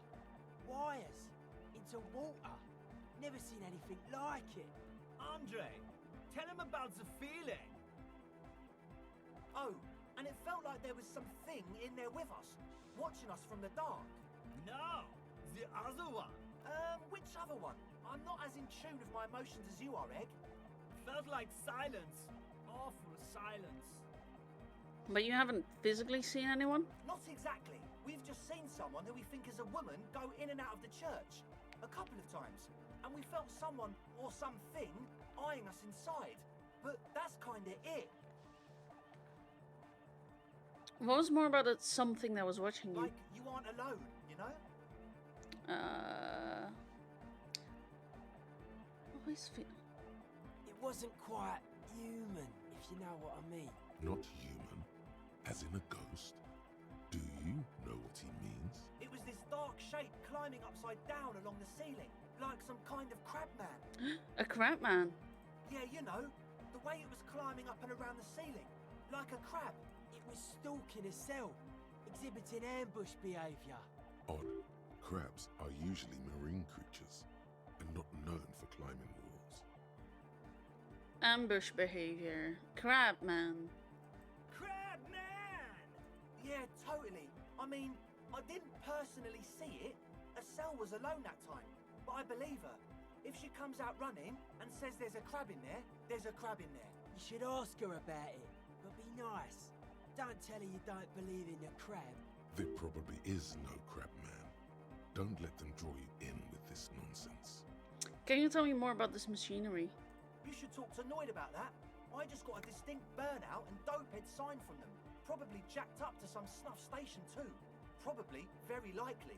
With a small surge of PEA, alertness fills you. As if to say, this is a dark corner. Look behind it. Jacked up to some snuff station? It means like one of those rich boy private radio stations, where you can listen to people getting killed on and jerk off to it. Sick shit. Not that we would know anything about that. Noid just likes to relay stuff. He appears sincere enough, sire. You could of course be wrong.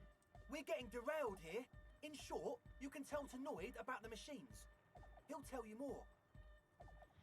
So how can you be sure they're burnouts and dope heads if you haven't seen them? Well, honestly, I can't, but I am. This is a below feeble attempt at avoidance. Basically, he is attempting to weaponize idiocy. Well, you can't, but you do. I should...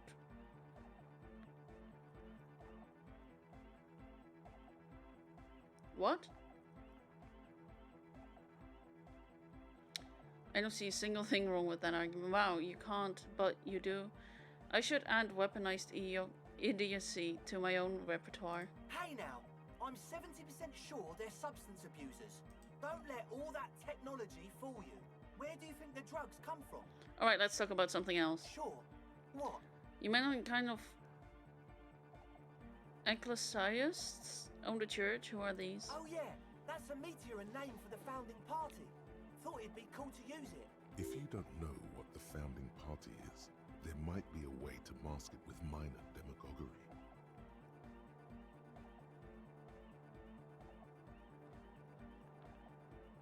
Now humor me, Andre. What's the founding party? Come to think of it, I've never really looked them up, you know. I can't give you a precise definition, but they're a very powerful religious organisation. And? And they have roots in ancient mass society. And they're the custodians of the Pericanassian church. Plus, they anoint the innocents. They, like, made the innocentic system, no? Now, Honor, in your opinion, would this ancient religious organization who anoints the innocents want a dance club in one of their churches? Totally. The Pericanassian church is about love. And Nordic music is about love. I got love for my Pericanassian posse. Love is the relay out of death. We dance. Love is hardcore. Unity. Unity. Make some noise for my Insulindian posse. You feel it. The anodes and the cathodes coursing through you. Your big toe starts tapping along to the base, as if testing the waters. Enjoy the beat. Feels good. Nice. Look at me, little nodding.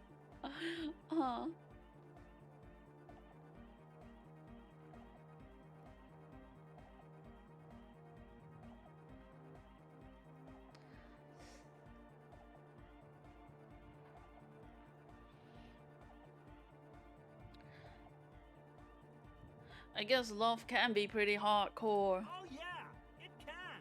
He's coming around. You're getting it. What's a pussy? Your pussy's like your people, man. Like you got your cup pussy. You look out for each other and you party together. That's a pussy. And where is your pussy, detective? Nothing comes to you. The world is silent.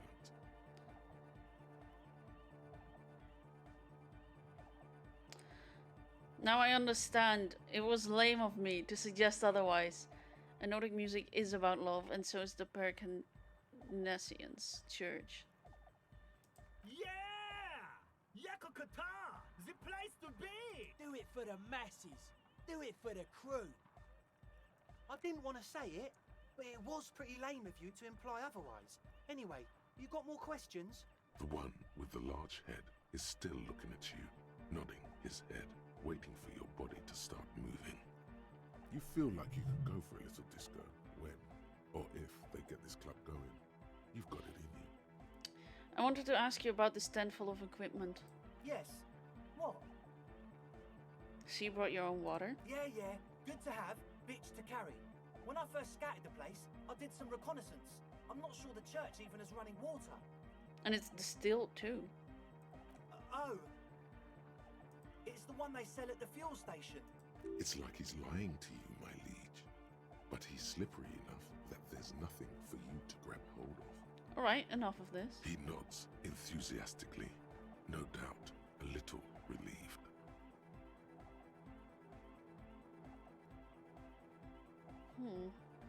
That's it for now. As always, we'll be right here, waiting patiently for the news. Yeah!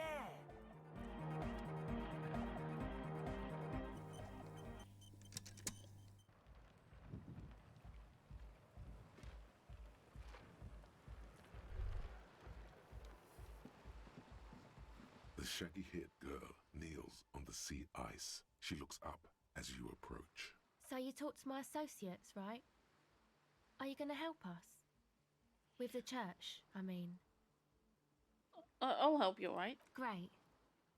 Let us know if there's any progress, will ya? The others told me We've you been went waiting for weeks here. The others told me you went inside the church. What did you see in there? Oh, that. You're not going to believe me. There's no point in me telling you. She's less prone to blurt it out, crab man, than the others. Well, go ahead and tell me. Okay. I went in and I saw a woman next to one of those machines there. Noid calls it a mainframe.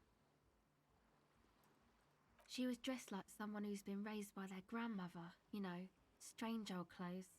Had this absent expression, didn't say anything, just stood still. Go on. And then, you know, right behind her, a man crawled down the wall, upside down like a crab, down the church wall. I think the woman didn't even know he was there. He was completely silent. He stopped right before he got to the floor, then just hung there like that, looking at me. Right at me. I fucking turned around and walked out. End of story. Like a crab, you say? What does this crab man look like? It was too dark.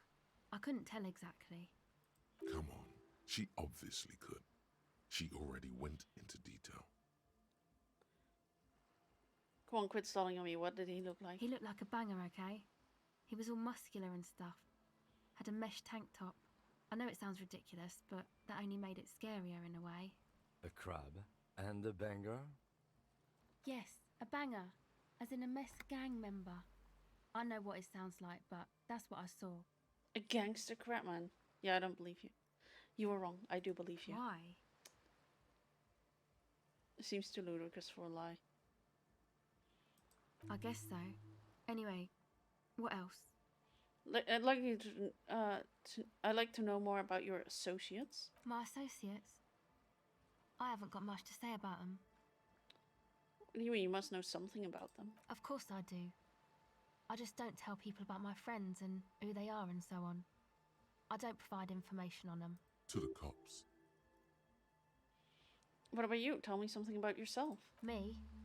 I'm a silver bird. Okay, maybe I'll ask later about all of this. Don't know what makes you think it'll be any different later, but... Tell me more about this music place you've been planning on in the church. It's supposed to become like a club for Anodic dance music, like that new style of synthesizer stuff they play at the Palaceum.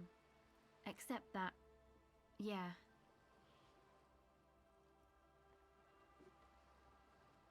What is Anodic dance music? You know, Anodic, cathodic, music that's made with electronic instruments.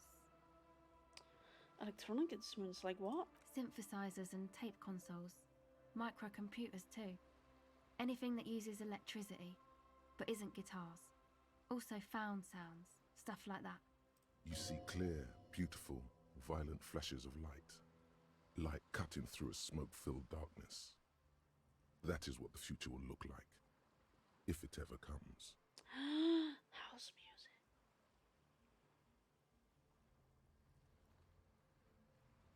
Okay, enough about this church then. I had another question. Go ahead.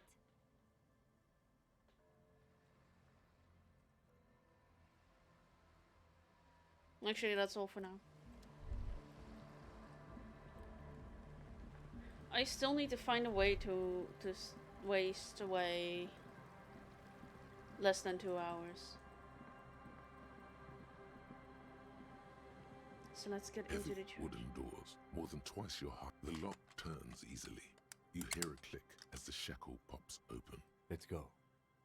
As you do, you hear the echo of the doomed commercial area. Its black halls and dusty machines. Then the feeling passes. A great whoosh of air rushes into the dark innards of the church, as though rushing to fill a great vacuum in the heart of the city.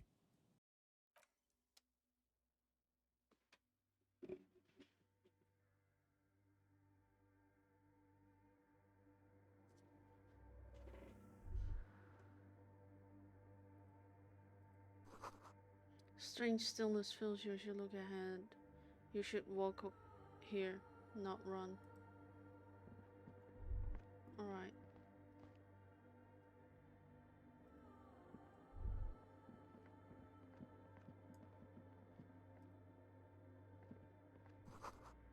Grotesque wooden figure looks half finished.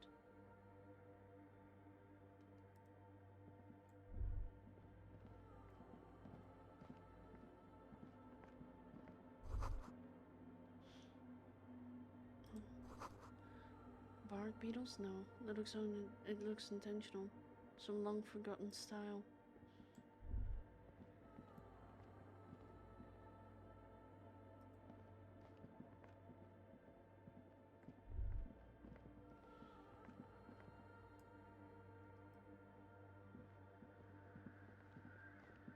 In white, silver, and apricot faience, the young mother of humanism stands above you.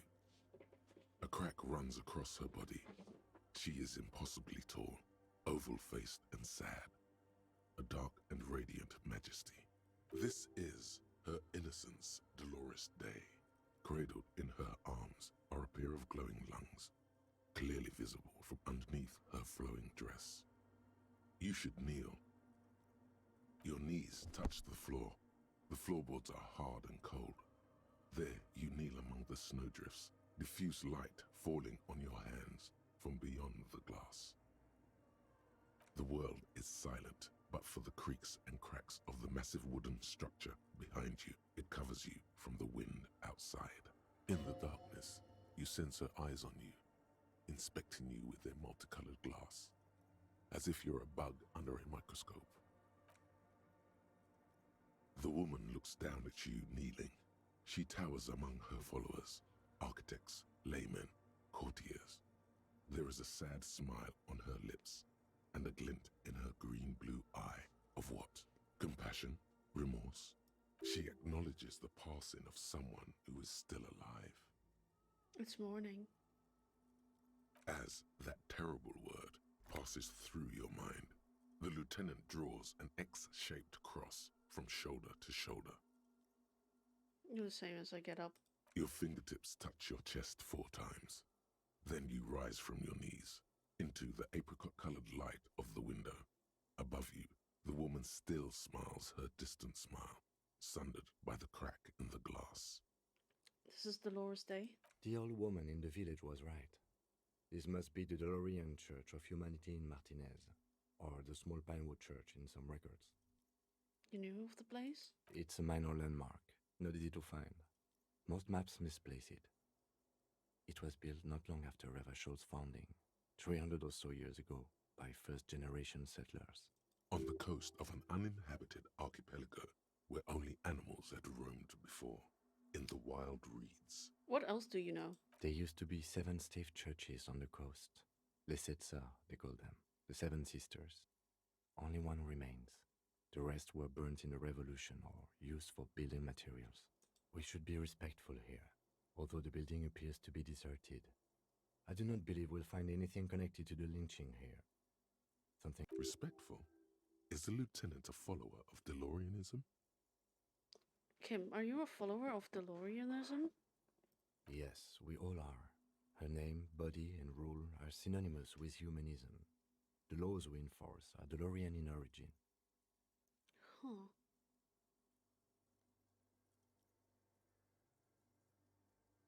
She looks like a lever. I have no idea what you mean by that. We've been standing here long enough.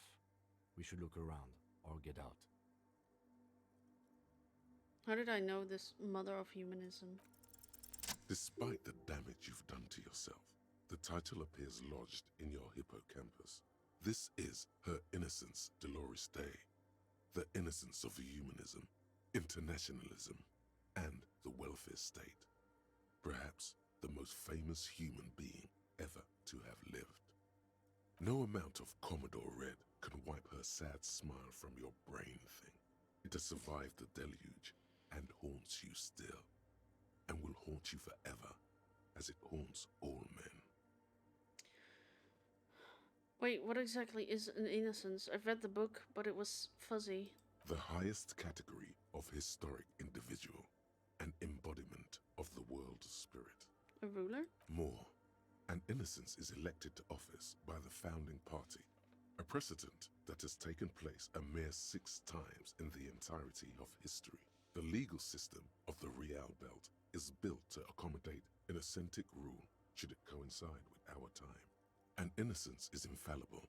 The decisions made by one are not decisions. They are inevitabilities. What would have happened anyway?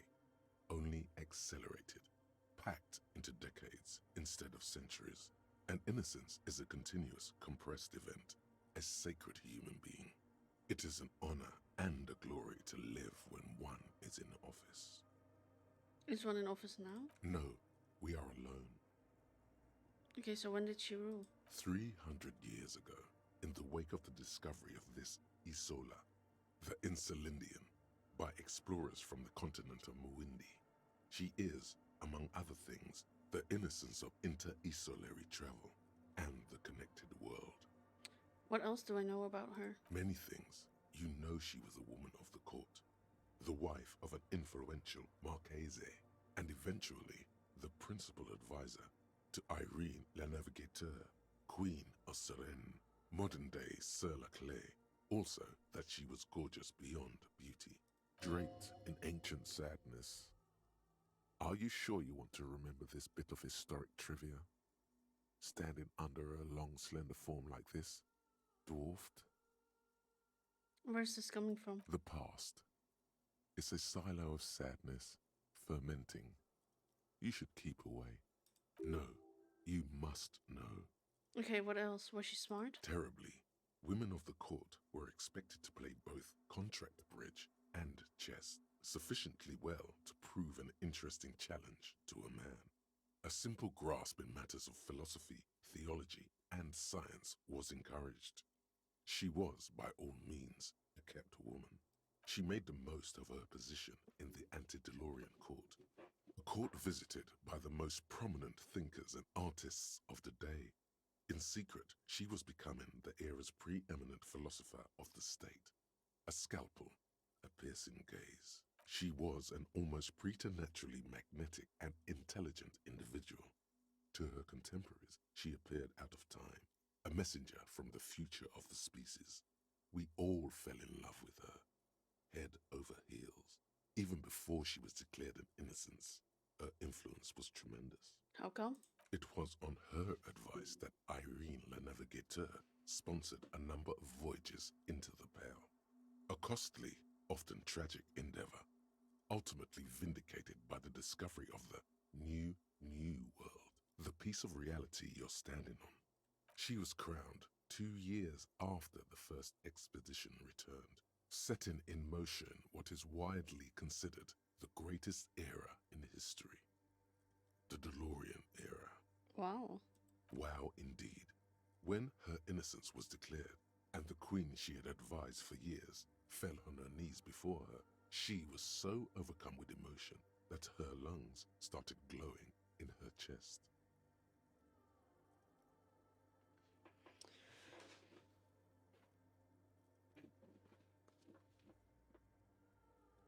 Bystanders reported golden filaments lighting the already sunlit chamber around her, clearly visible beneath her dress.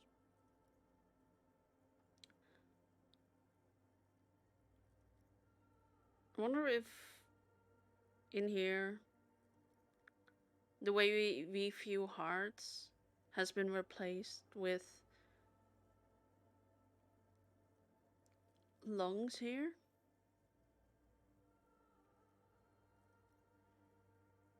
That is why the lungs are the symbol of love for the cultures of the Real Belt. Yeah, it is. Okay.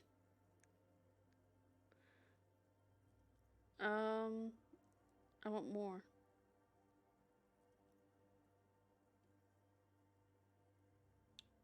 Wait, so does that mean like you draw lungs on like Valentine's card, have a lung shape?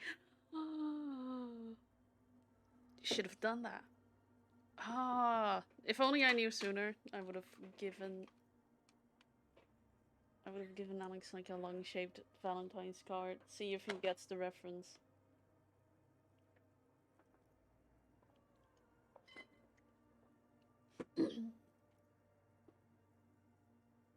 I want more. As did we all. The lands of the Mesk and the Occident, and even far away Supramwindi. Altogether, 21 of the 40 Mundial nations of the time immediately accepted Innocentic rule, even before her crowning. Her crowning? In a city called Advesperaskit in Vesper Messina, her homeland, the name of the city means evening comes, but it happened on a winter's morning, with the canals frozen and slush falling out of the sky. She was dressed in a white and pearl dress on an emptied-out plaza with the crowd far away.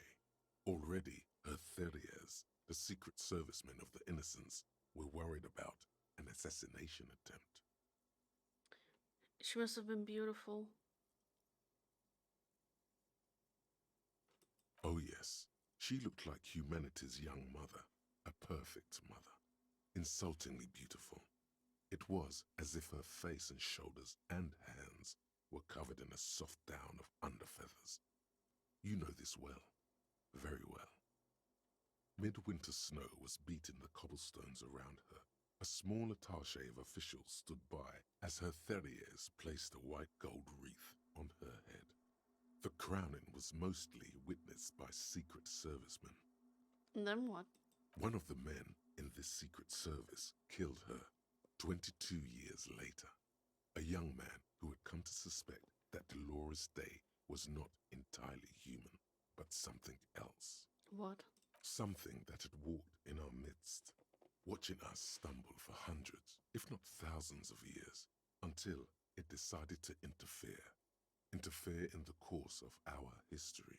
We were supposed to come up with this ourselves, the man was reported to have screamed at the Innocents. Dolores Day was shot in the chest with a fowling piece 8 times. The man, thought to be insane, said he once touched her and her body had been unnaturally warm, like a furnace, and that sometimes, while on duty, he observed her forgetting to breathe for over 10 minutes. This inhuman quality was witnessed by many others as well, glowing lungs and all. It is commonly attributed to mass hysteria and religious psychology. Interesting. Was there something terrifying about her? Terrifying is a term too emotionally charged for your semantic memory, or what remains of it. But terrifying, it's a simple word. She was bad for humanity, and you shouldn't have started thinking about her. No. Was there something bad about her? I want to know. You already do. Although she is often considered to be the greatest human being to ever live, there was something ominous about Dolores Day. Constantly surrounded by her terriers, she was the most socially secluded and least self-aware of all the innocences. Some modern thinkers would consider her a war criminal for the campaigns she waged against the Mesk state. And then there were the resettlement programs. What happened? The Mesk state tried to detach itself from Innocentic rule. Parts of the world were experiencing whiplash from accelerating into secularism.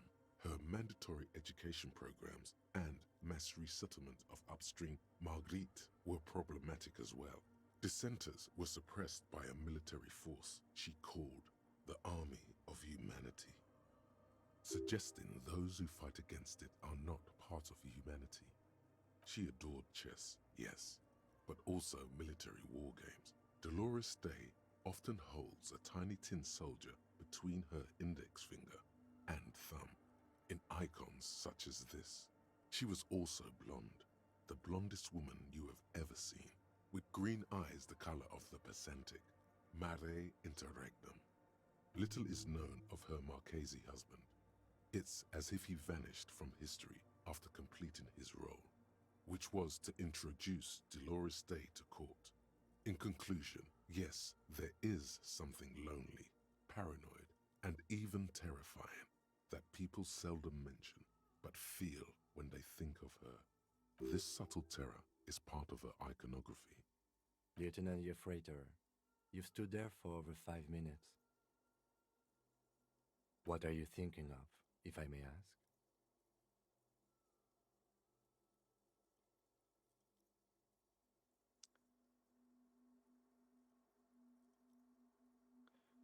Glowing lungs. That's fucked up. She's beautiful. That she is. A great sacred piece. I wonder what we are doing here, however. In this church, I mean. The coast in general. We shouldn't linger. This isn't a good place to get lost in. A jigsaw of broken shards falls into place in front of you. A ghostly reconstruction of the stained glass window. Before it was shattered, there was an older woman beneath the younger one. And a text. A light motif below them both.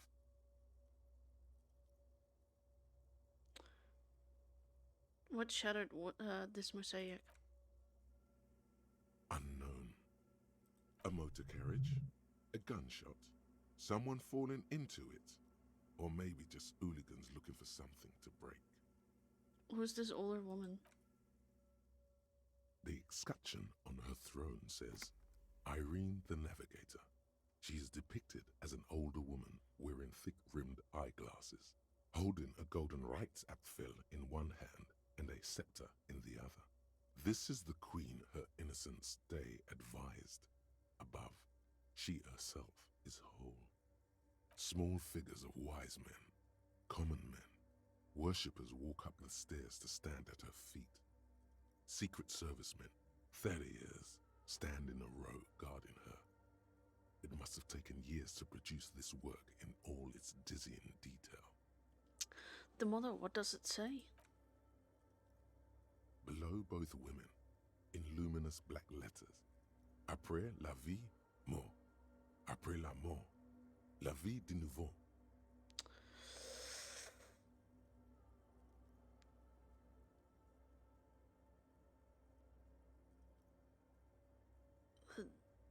Life. Death. This is going to be one guess. Je ne parle pas français. I don't speak French. Après la mort, la vie de nouveau.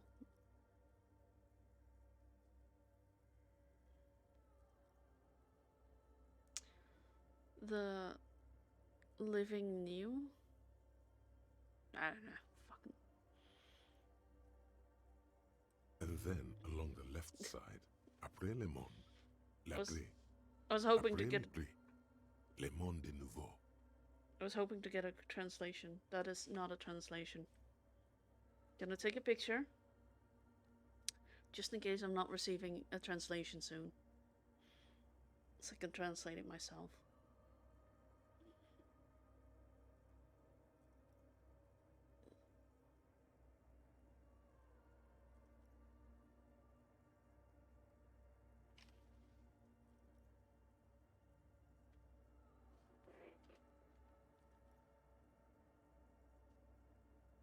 Is that a readable picture? I don't know. My phone is like broken.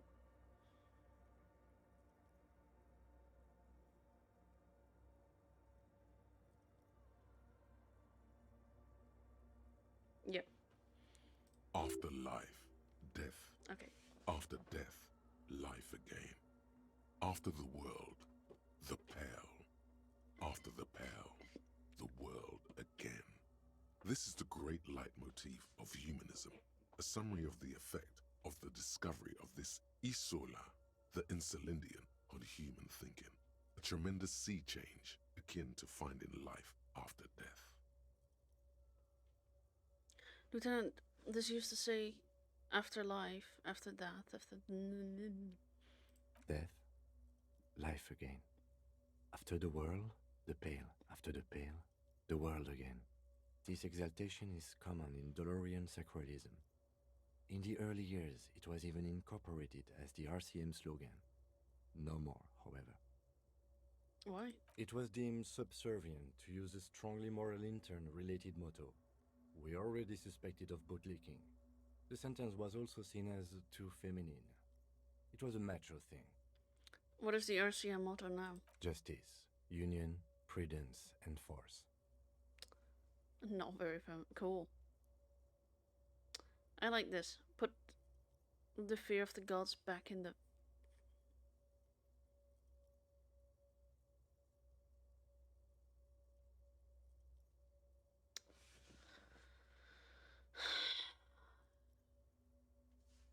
We know what must be done. You are brutal and done. The mother of humanism towers above you. A wax painting on a cracked pane of glass. Nothing has changed in her expression.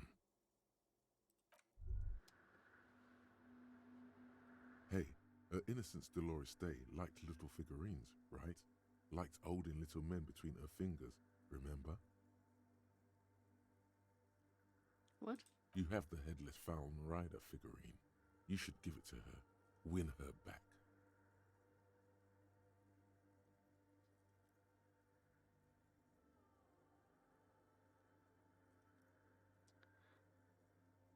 What? Win who back? I can't win her back. She's a long dead historical figure. Don't be so pessimistic. Love doesn't die that easily. This isn't funny. You have a bad feeling about this one. I should yes, this task of mine now. So very, very, very nifty. Nifty and mysterious. This is surely what the figurines are for.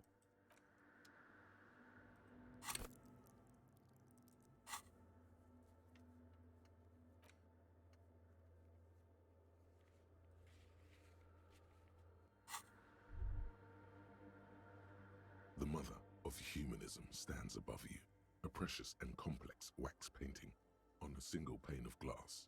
A crack runs across the length of her body, her face oval and sad. Why? Because she's a stained glass window. That does seem to be a problem. Maybe you meant something else? Like what? Is the task still on? I don't know. What are we thinking of? Part of your mind has gone on to other things already. Only a strange little sadness remains. The mother of humanism towers above you. A wax painting on a cracked pane of glass. Nothing has changed in her expression.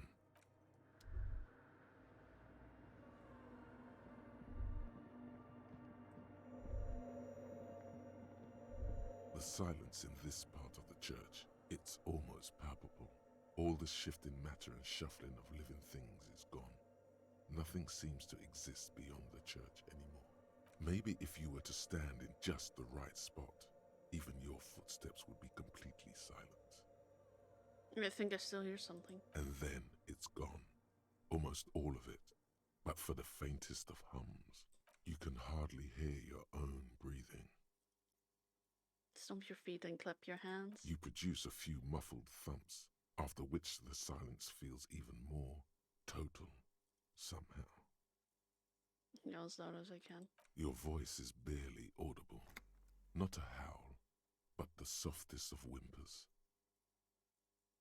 What's happening? The lieutenant points to his ears and shakes his head. Then he leans closer. Can you hear anything?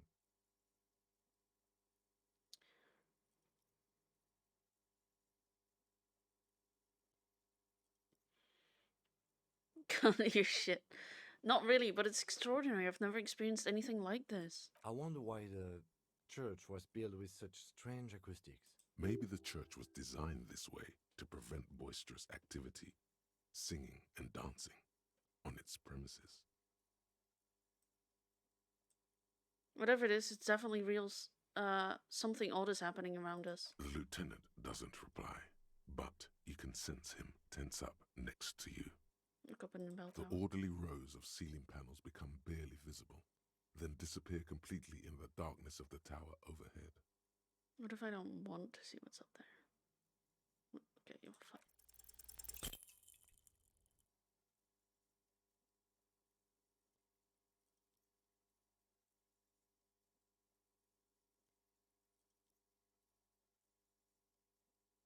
Just darkness without end.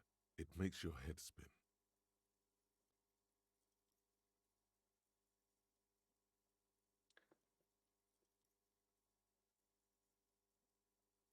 What is the darkness like? Filled with vague shapes of woodwork, the sense of a great height. Try to make something out, anything. There's nothing. You're dizzy and disoriented as you see dark and more dark rising. Officer, what are you looking at?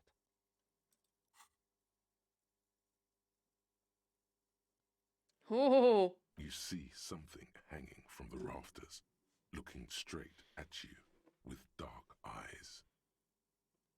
Maybe it's possible to talk to it.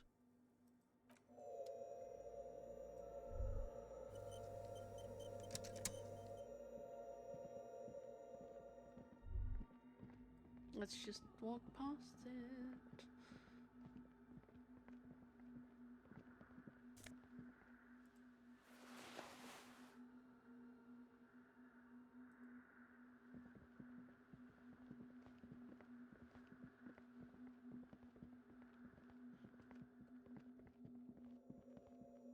Is that a man? Looks more like part of the carpentry of the building came alive and is now studying you intently. The Crab Man. Hey, who's there? The man leaned forward a little, fixing you with a steady, unreadable gaze. Habitual alcohol use has made you into a scared little pussy, Holmes. But don't worry, everything's gonna be alright. You come to the right place. That accent is Villalobos, a peninsula in Mesk and a district in Jamrock. There's a sizable contingent of Villalobos-speaking Mesks in Rivershaw. The right place for what? Here you can receive the mother's love. And when you're ready, she will take your hand and lift you out of the despair at the bottom of that bottle. This man is obviously a habitual narcotics user. Do we really need to question him? Hey, and what was that about the bottle again? You haven't even drank that much lately. Lay off it already. Shish. Policeman, I need to talk to you about police things. I don't know anything about alcohol use. Oh, yeah, sure. You don't know anything about alcohol use. You got it all under control, Way. I could smell the control all the way over here. I'm doing just fine, thank you. I know it's hard to admit that you got a problem. I was like you once. Couldn't take an honest look into my own heart and see I was in pain. You know, actually, since we're here, you may want to pay attention to what the ceiling climber is saying. Look at these crazies. What is this shit?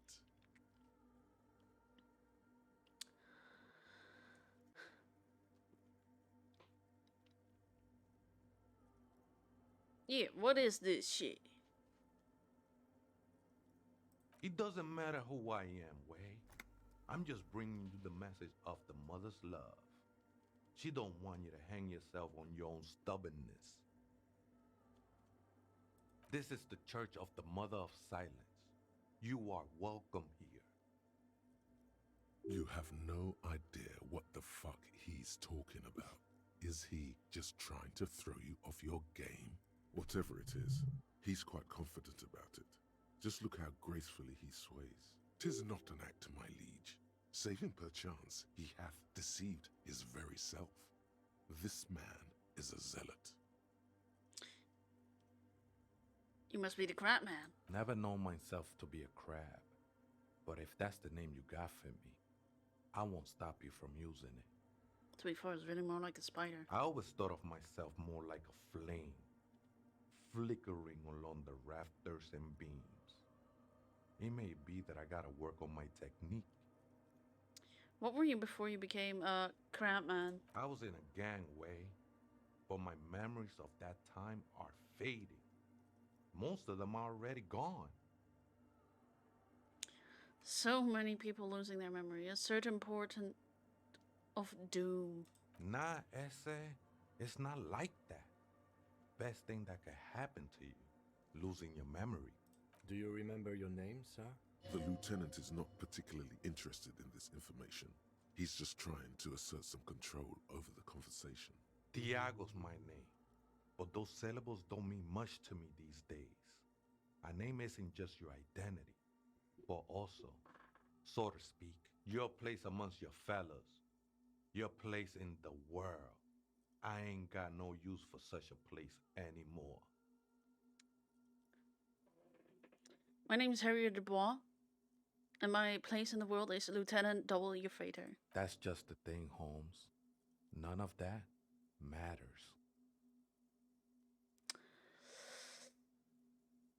Do you know where the other spookers is?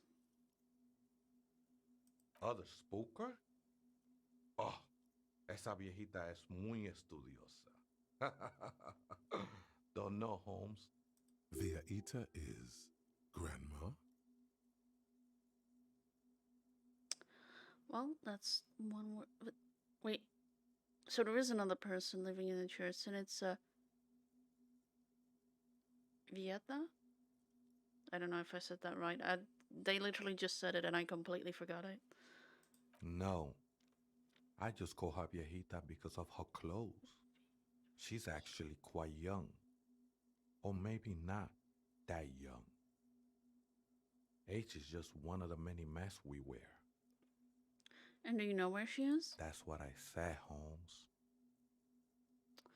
But how can you not know when you both live here? Don't really follow her comings and goings. Just see her typing on her computer now and then. We got different interests. So you've got nothing else to tell me? How she looks, what she does, who she is? I'm afraid not, Ese. You just have to wait until she comes back, or search through her radio computer.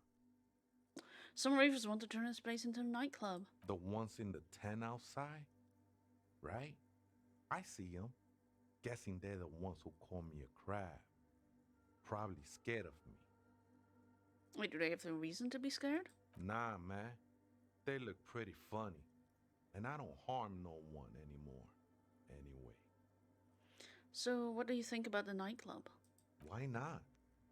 They wouldn't bother me none. I'm usually way up there, imbibing. Ain't no music on earth that can reach where I go. Might even be nice to have some company. Okay then. What are you doing here? This is a special place. There's a perforation in the world up there.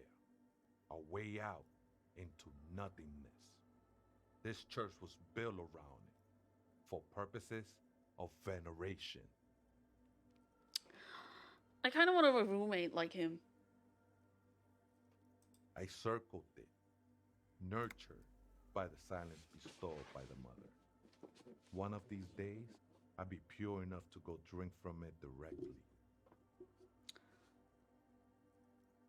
Mother of silence, you mean her? No, no, no. There's a new god in town, and she can be painted or sculpted because she has no limb or even a face. She is the end.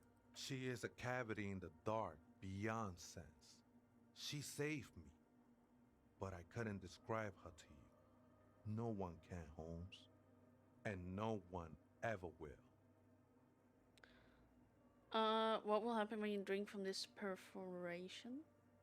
I will be incinerated, but not destroyed. Finally, I won with the state of the world before reality began. That sounds a bit like substitution behavior, no?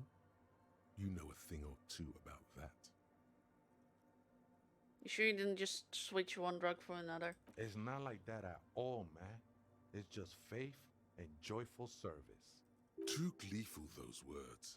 He is lying. Not to you, to his very own self.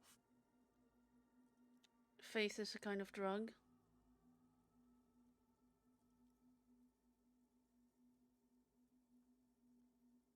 I heard that before, Way, and I know I can't convince you on the spot. But think, when's the last time you woke up from silent communion with a hangover, regretting what you did last night? I think love might have been my drug of choice, and I think I'm still hungover from it. She took you for a good spin, huh? Don't worry, bro. That love is but a drop compared to the ocean of the mother's love. The mother will eat all of you and never spit you out. Guess you have a point? I know it will take time. Don't sweat it. Still I don't. know it will take time. Don't sweat it. Still don't understand what you're doing in the church. I'm a seraph, Holmes. I sing the mother's glory. You should sing about the coming apocalypse, warn the unseeing. I am from no Marietti, if that's what you're thinking. And the song I sing is silent as the mother. Marietti is a mesque style of music and dance, commonly seen at all manner of festivities, especially weddings. It's delightfully quaint, owing to its peasant origins. He lost his cool there for a moment. Seems you hit some nerve. Where did you even find this place, this church? Hard to say. I think I did some construction work here, back when I still had material worries. Up there, I realized what the true purpose of the church was. Been spending a lot of time here ever since. The past is nothing to me now, Way. It didn't belong to me. Is this your scarf lying around here? I think it was. A long time ago. I had to share it like a skin to get closer to the center of the silence. You could have it. I don't need it anymore. The scarf looks pretty dapper, actually. Right, I had other questions. The sinewy figure lingers on the wooden beams, blending into the shadows. You've been here a long time. Do you know why the church was abandoned? Police raid a while back. Did you witness it? Not really. Or at least I don't remember much of it anymore. The mother's love has done its job. That's what's so great about the mother. It lets you forget about everything. Okay then, thanks. I could do that with alcohol.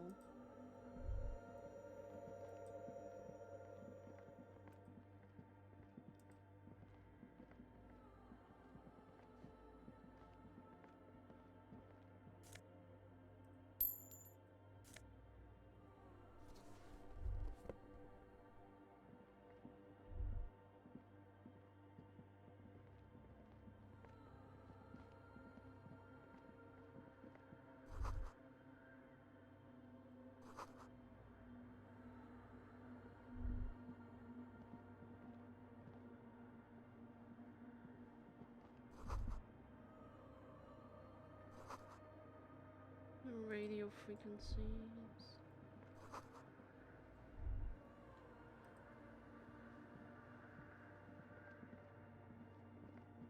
machine stands in the corner, watched over by the figures on the stained glass window. It's turned on and quivering with soft electricity. Another radio computer. And this time it's already turned on. We should leave. I doubt this place bears any connection to the case. The machine looks just like the one in the doomed commercial area. It's also quite similar to the one we have down at the station. Must be the same model. The one you saw earlier was the Ream Civic. This is the Ream Prefect, a model number RC7024, equipped with a Fell mainframe and a Ream-compatible interim printer. The Ream Prefect is the governmental version of the commonly used Ream Civic model. Although mostly based on the same technology, the Ream Prefect is equipped with better noise attenuation circuits. Huh. Wait, let me just investigate it. You see fluorescent play and print buttons on the keyboard. A hatch connected to the central compartment is wide open. The lieutenant says nothing. You see the machine's glowing frame reflected back from his diamond-shaped glasses. You're free to proceed. Behind the hatch sits a cube-like crisscross of filaments, smoldering in the dark like fireflies. Silver tape on the side says, in black marker, log, February to March. This is the machine's filament memory. Press play to access its contents. The speaker comes to life. Static seeps through the machine's planar magnetic driver. An old lady greets you. Her voice sounds 100 years old. Good evening. Votre accident on Saint-Brune. This is the East Insulindian Rapid Station 1. Please repeat. Is this the personal log? It's the same old woman you spoke with through the radio computer in the doomed commercial area. Yvonne, it's me again. How are you? Good, thank you. Please repeat. Is this the personal log? What's the personal log? The filament you have inserted into the core. You mean the glowing thing with the tape that said log February, March? I don't know. That's what I'm asking. Is this the personal log? Yes. Good. Please repeat the password. Let's look around. There's no use trying to guess the answer. Maybe he knows something.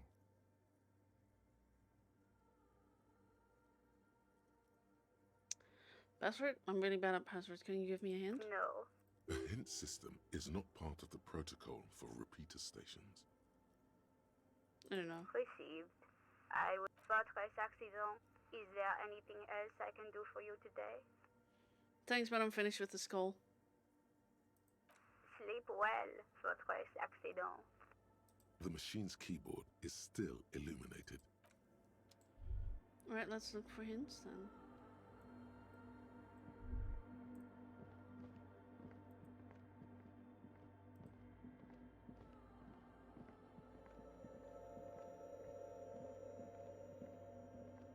Oh, hey, Wei, there's coffee in the back. Oh, wait, I meant the mother's love. Oh! Is that what you're high on? High on caffeine? Have you by any chance heard the I'm not even gonna try.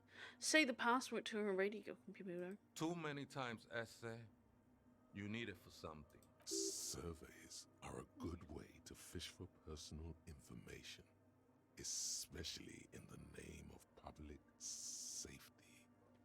I'm doing a survey of passwords and passcodes, identifying regional trends in the interest of the public safety, of course. Don't sweat it, vato.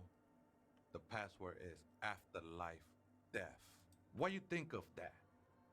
Makes me almost pity La Nilita Pequeña when I hear it. Okay, thanks, bye. Afterlife I think death. we're done here, essay. Whoa. That was an interesting conversation. However, I'm still not sure how it's relevant to our investigation. He's gone. Can I see him with my super sight?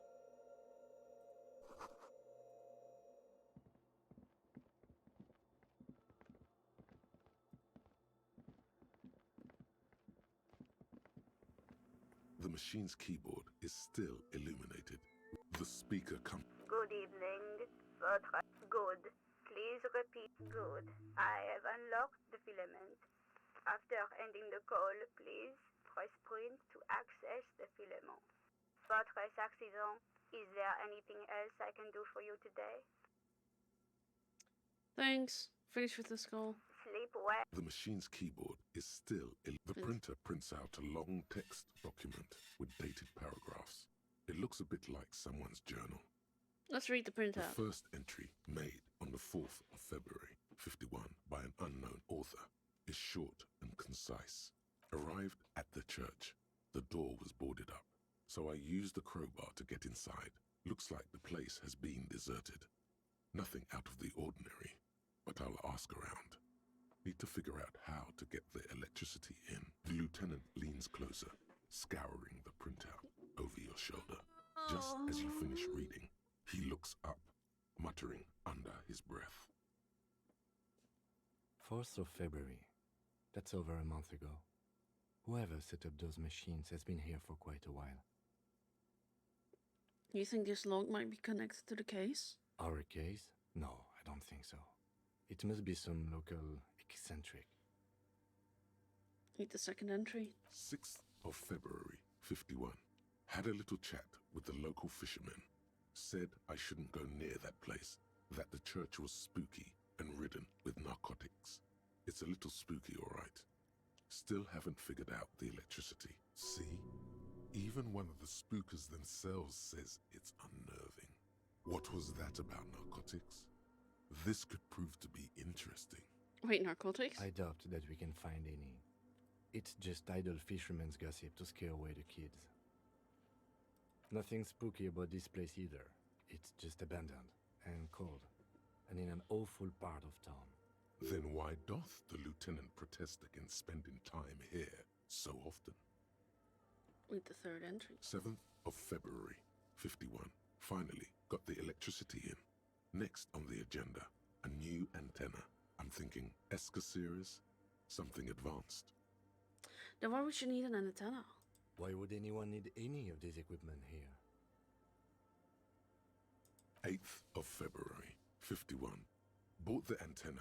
Had some problems setting it up. Called Simo for help. Heard the others are back to making art. Drinking somewhere out of town. Sulislav started a rock band again. Lexi has been seen asking money from strangers, but at least the artists have their act together. They're qualified labor. They can get work anywhere. Graphic design, ads. The programmers are doing fine too. I mean, they're programmers.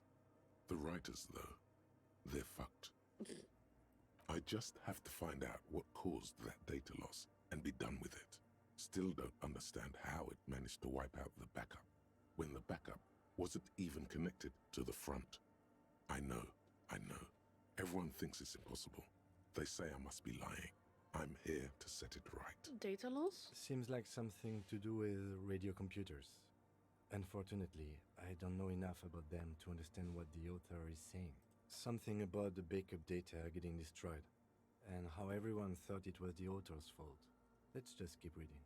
Artist programmers Lexi, who are these people? I think these people worked in the radio computer games business. The one we saw in the Doom commercial area. They must be our former co-workers. 5th entry. 12th of February, 51. Brought some food from the grocery store. Apparently, there's a strike going on in the harbor. Definitely not happy to see the Martinez people again. Everything's now set up in the church. Going to start working tomorrow, 8 a.m. The strike. We are nearing the date of the murder. Keep reading. I'm interested now. 25th of February, 51. I've been sending data up to Lintel for a while now, trying to recreate the data loss, but nothing. Didn't even feel like logging in, the disappointment. But I did discover a curious audio-spatial anomaly at the back of the church. I've named it the Swallow. It swallows sound. Need to get some mics. Is she talking about? 28th of February, 51. Yes, the first recordings confirm that the swallow is real and I'm not just losing my mind.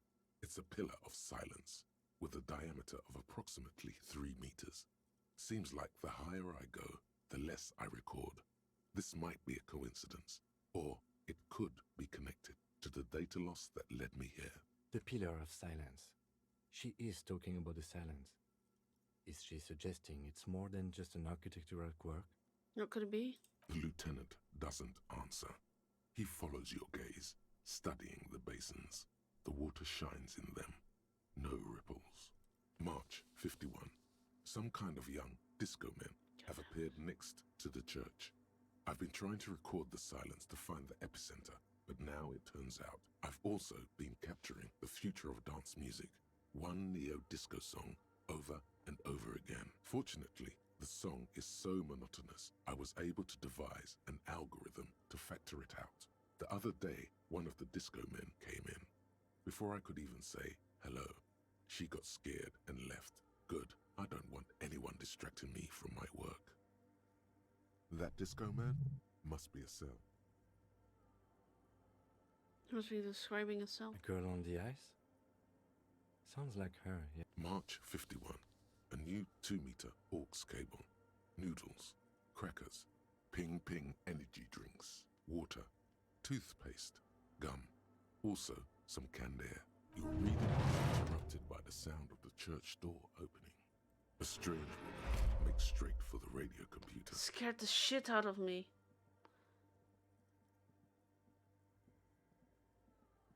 Also, I'm running out of time. I have to leave. Well, in the game, I have to get my gun soon. Breaking into my radio computer, I see. Yes, you are breaking in, but not into her radio computer. You're a master circuit bender. I do apologize for the intrusion, madame. We are with the RCM, you see. I can assure you I'm an expert circuit bender. I'm not breaking into your computer. I'm using it to access coalition military data links. There are no coalition military data links. And even if there was, you couldn't access them over a civilian network. Yes, I'm a cybernetic god. I'm using your RAM Perfect to commandeer the coalition warship Archer. I will turn its cannons against its masters. That's nonsense. You're just a police officer. Now please give me some room. I need 2 seconds to see that you haven't destroyed anything. We should talk to her after she has rebooted the machine. And after we got my gun?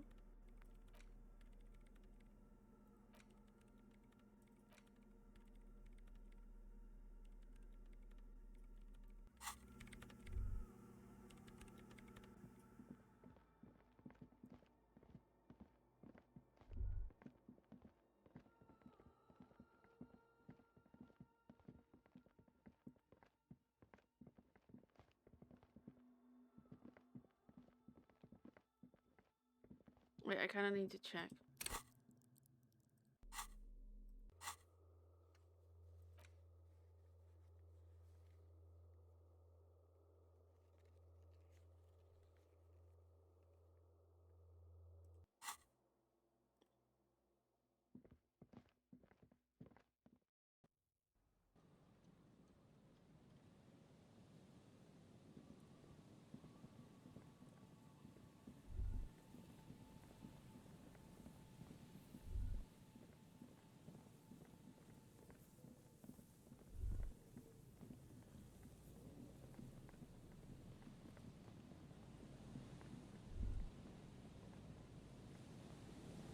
There's some tear. An empty cigarette. You see traces. It's no older. 2 empty. A tragedy.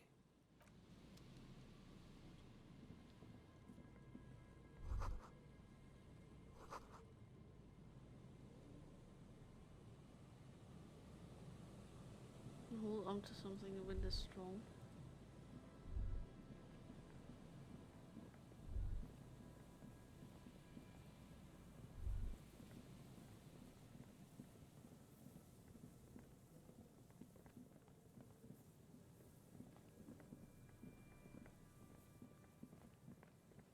Guess we do have some time to kind of talk to her. But as soon as I see 2022.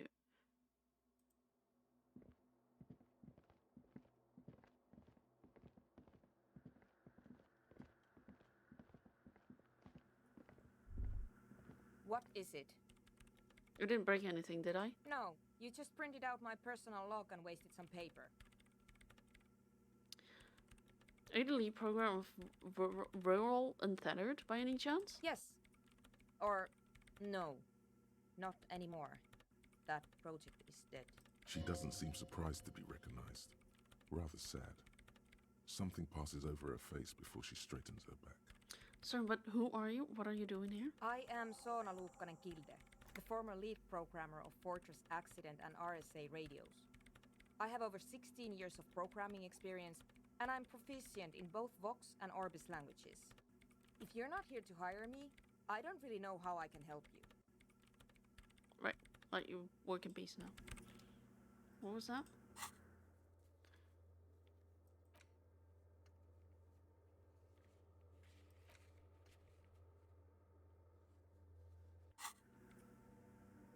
Yes, what is it? How do you feel about Nordic dance music? What? I hate it. I bet she hasn't even heard it. Have you even listened to it? Like, actually listened? Yeah, like all the time. My tent neighbors don't really ease up with their partying, do they? Maybe I'd have to be on drugs to get it, but to a sober mind it just sounds like uninspired rug whipping. No idea what it has to do with either dancing or music. Right, but how do you feel about a club for Nordic dance music? This is about those speed freaks in the tent, isn't it? I've got some news for you. It's not a nightclub they want to build here. What do they want to build here then? Take a guess, why don't you? A petting zoo, a place for animals. I can't believe they got you so easily.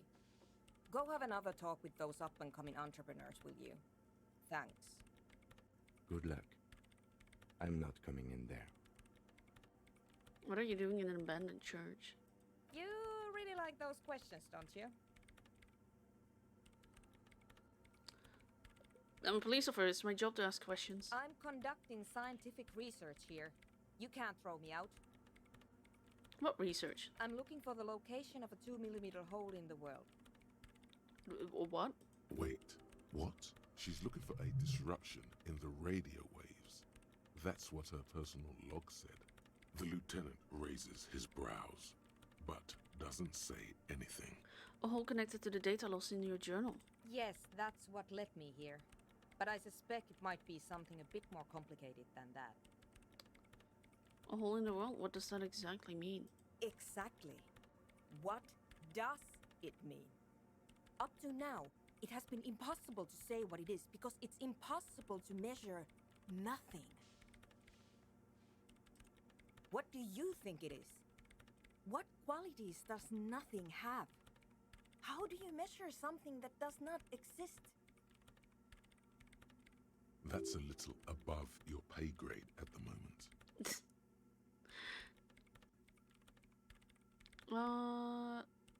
I don't know. I'm not here for science. I just want to solve a murder so I can go home.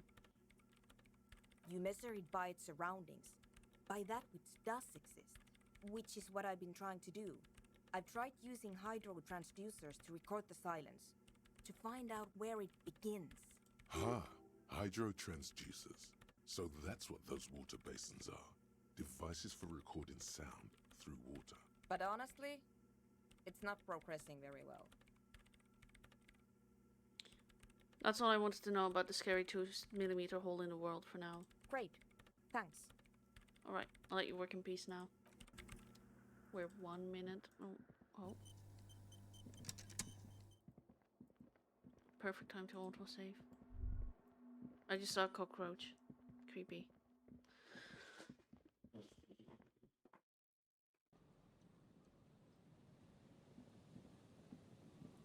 Let's see if 1 minute early is good enough.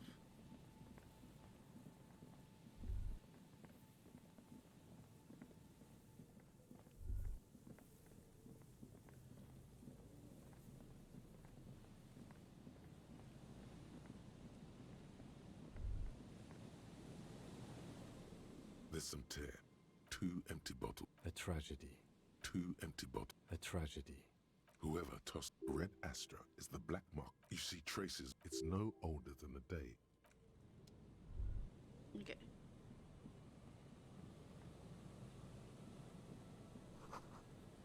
Wait, this is where we needed to be, right?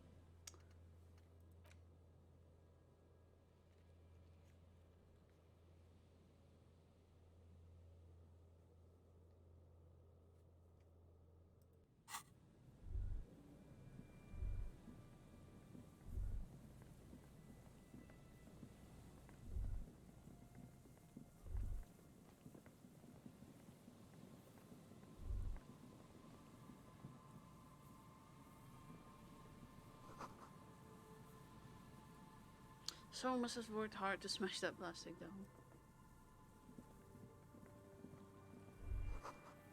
That foam smash receiver. Someone hung up too hard.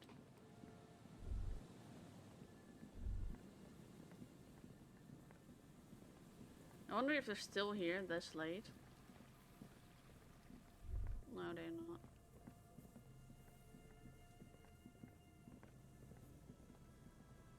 You see, a once bright mural.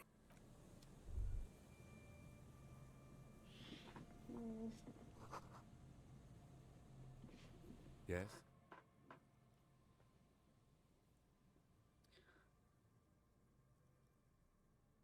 I want to talk about you. Me? Yes, you. I don't see how my life is pertinent to the investigation. Come on, open up a little. If you insist. What do you want to know? Tell me a secret about yourself. No.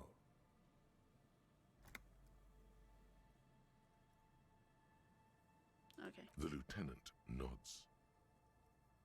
That's all for now. Good. Let's change the subject. Oh, now we're 1 minute late.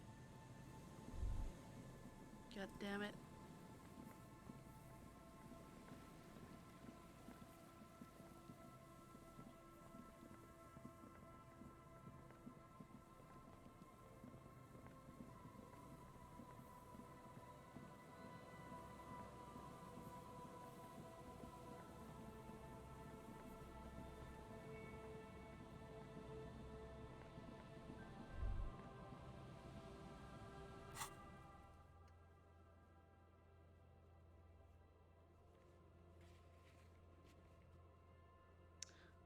Oh!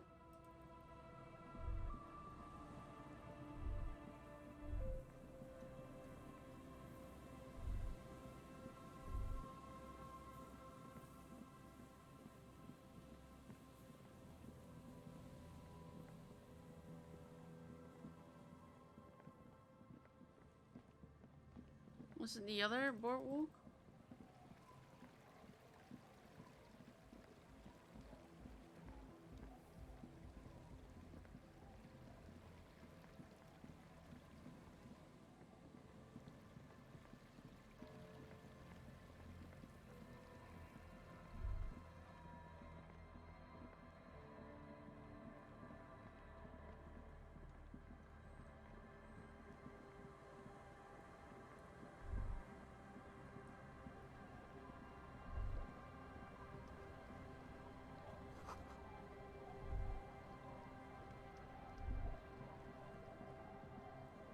The old fish market.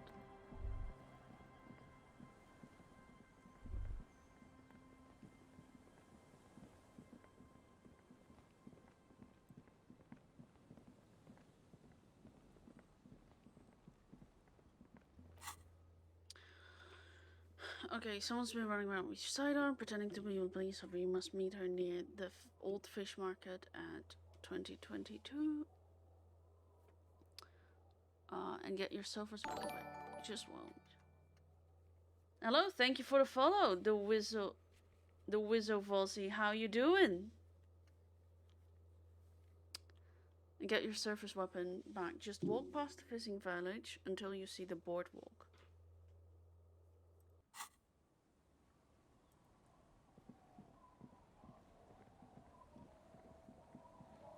So this is the fishing village. This is a boardwalk, but it's not this one, it's the other one. But I just went through the other one. How are you doing?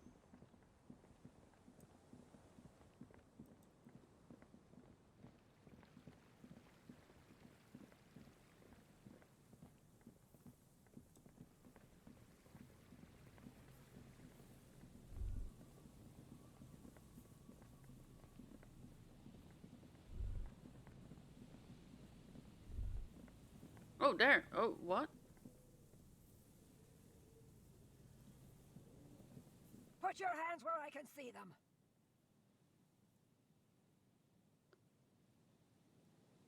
That is... What? Show me your hands. This is the pigs. Show me your hands. Right now!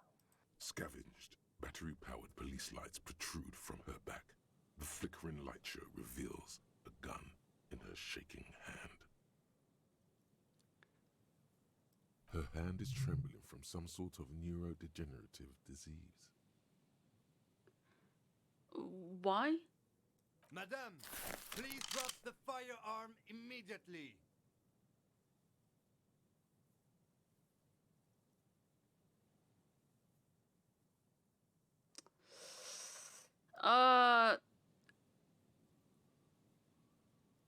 Easy, ma'am, take it easy. Failure to comply.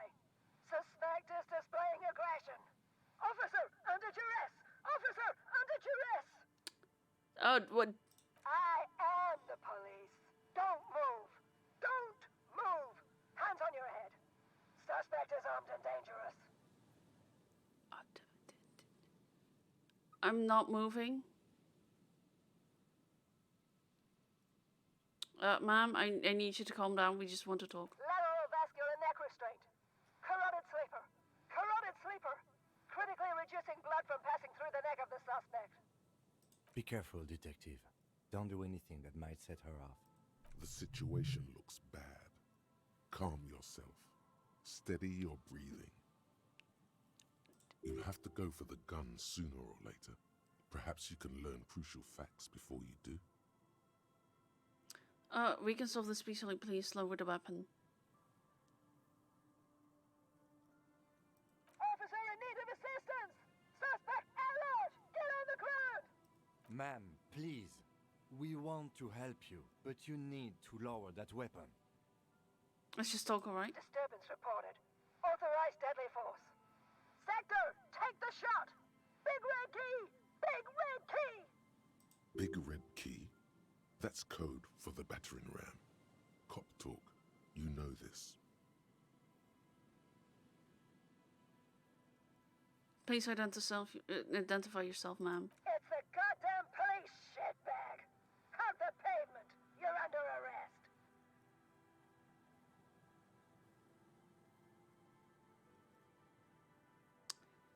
God damn it. You're not the police. We are the police. Back up! Back up!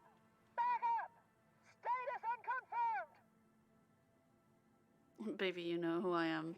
Everybody knows. Back up? There's nothing to back up. Nowhere to back down. A terrible fine alias almost. I'm with the Rat Squad.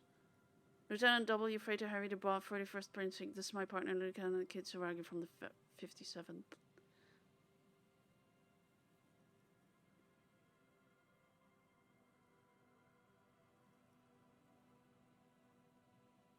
No, no, no, no. I thought Mr. Moran. Gareth. Aggravated assault! Man down! Officers in pursuit! What's the situation, officer? Law enforcement compromised!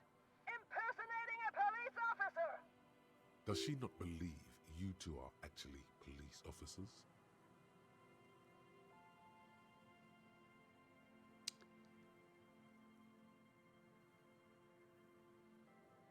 I'm in full RC. Lieutenant's uniform. Look at my partner. We're cops, alright. Look at the white rectangles. License and registration! License and registration! Come in, dispatch! Sector! Azimuth! It's not a code, just disjointed words. Oh, fuck.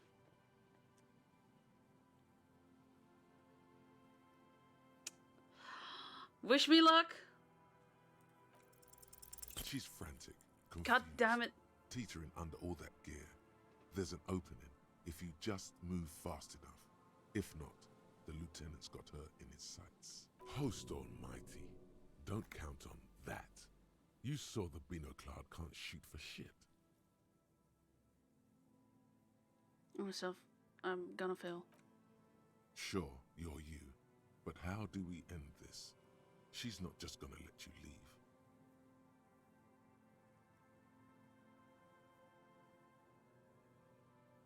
Gun, I'm coming. Suicide bag hop. Split second decision.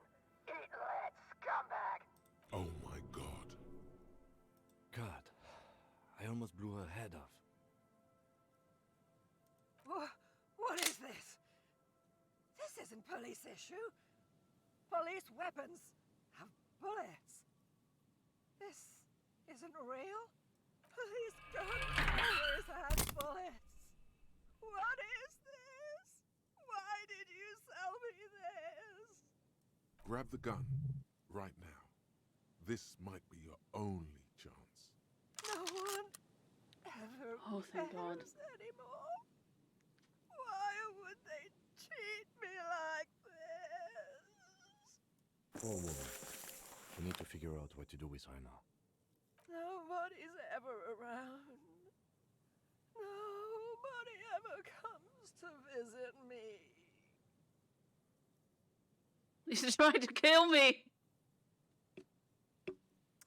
I'm very sorry this is how life turned out for you. Her scratched skin is warm to the touch, but the person inside doesn't even know you're there. What do you think is happening to her? She's in a stupor. I've seen this before. God knows for how long. Could be days when they get like this. A stupor? But why was she like this in the first place? Honestly, I don't know. Dementia, probably. Dementia and Channel 8 and loneliness. Neurodegenerative disease. Could be. Her hands were trembling and she did seem uncoordinated. But what are we gonna do with her? Should we just arrest her? I don't think there's any need for that. In her current state, and without the gun, she isn't really a threat to anyone. We could let Titus know. This is a perfect problem for the local peacekeepers to handle. They might even know her family. Yeah, Titus sounds like the man for the job. Then we can ask him once we get back to the whirling. But we have to hurry, because it's late, and they might have already gone home. But I think we're done here for now. Let's head out. This is done. Please, leave the radio on. Reflex to what? Being left alone. She stands motionless. Just a heap of clothes and flashes now. Maybe if you search her once more.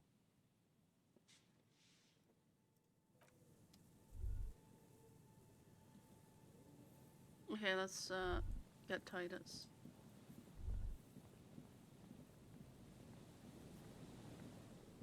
If they're still there.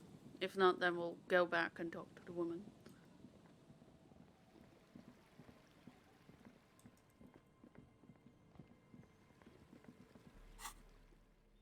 But hey, I got my gun.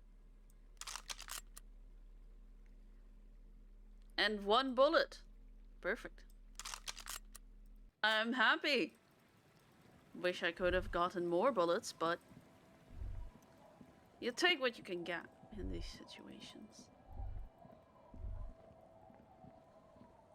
1 bullet is better than none. And I got my gun.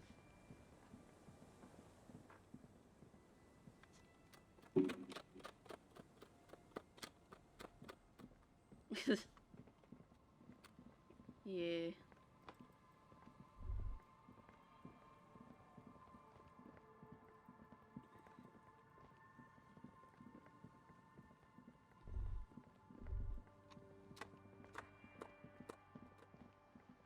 Sorry, this thing is addictive.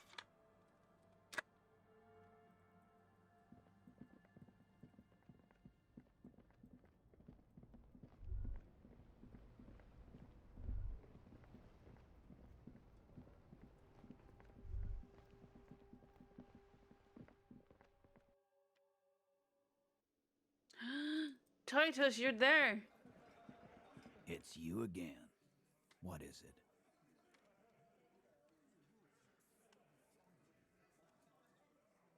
There's an old catatonic lady in the old fish market. On the other side of the bay, she needs help. What's that, Copper? You want us to help little old ladies now? You're local law enforcement, aren't you? Helping troubled civilians should fall under your jurisdiction. Yeah. We'll send someone out. Who is? Wait. It's the pigs, isn't it? Yep, her. God. Poor lady. Don't worry. We'll handle this. I think she got some family in Kuron or something. Bastards left her alone when she got sick. We've been getting complaints. Hey, wasn't Everott's B team looking for her the other day? They said something about her, I don't know, finding something? Yeah, I think you're right, Gene. She have something of yours, Pig. Whatever you do, do not admit to these punks you lost your gun. You will suffer if you do. Nope, she didn't have anything of mine. No? Well, whatever then, Copper. Wow, Titus was really angry with that no. No. They totally said what it was. What was it? Anyone remember? I don't remember. I was fucking drunk. Let me know if you figure it out back there. Now, anything else we can help you with? What's her name? Her real name? Auntie LaPlante, we always called her. Something LaPlante. Marianne, amigo. Marianne LaPlante. Anything else you wanted to know? Who was she? Was, like before, just an old lady. Her kids moved away years ago. Never come to visit. Never took her calls. She gets out every now and then. She did right by lots of us when we were kids. Always was a little off, but still. Us kids? That must have been ages ago. She was better then. How did she get like this? Wanted to be a cop, you mean? Well, shit. I don't actually know. Anyone know why she started acting like a pig? No fucking clue. It's gotta be the crazy. Who'd want to be a pig? Someone who wanted to set the world right before it ends. Ever think of that? I like cool uniforms, fast machines, packing heat. Sign me up. Law enforcement is a respectable occupation, sir. I can't but feel partially responsible for the unhealthy culture that the poor woman latched onto. I'm sorry. Someone who wanted to set the world right before it ends. Ever think of that? No, I didn't. Because I'm not fucking stupid, Polizonte. Opener of the 8th seal. Won them about 8 times. Yeah, Carl. That's some pretty fucking weird shit to say. The pigs level weird. But whatever gets you through the day. Where did she get all her gulp gear? Dunno. She lives by the water. Shit washes up all the time on the beach. Police paraphernalia doesn't just wash up on the coast, people. It's not like we dump it at night. She bought it, collected it. Thanks for helping out with this one, Titus. No problemo, cop man. We take care of our mentally ill here in Martinez. Ain't that right, boys? Sure enough, we're the real heroes on these streets.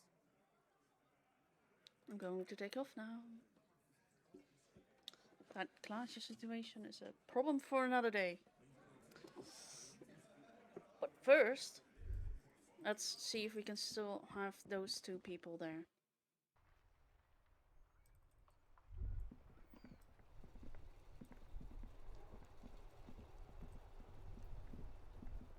Actually, I think I'm gonna end the stream here. I got my gun, and that's all I wanted to do for today. I wanted to get my gun. Gun, gun, gun. Gunny, gun, gun, gun. So that's quick save. And thank you everyone thank you everyone who thank you everyone for watching this stream and everyone who joined to to go get my gun. Yeah. Thank you for the follow, the Wiz of Aussie. And yeah. Hope you all have a great day, night, depending on what time zone you're from. And hopefully I'll catch you in the next stream. Love ya. Bye.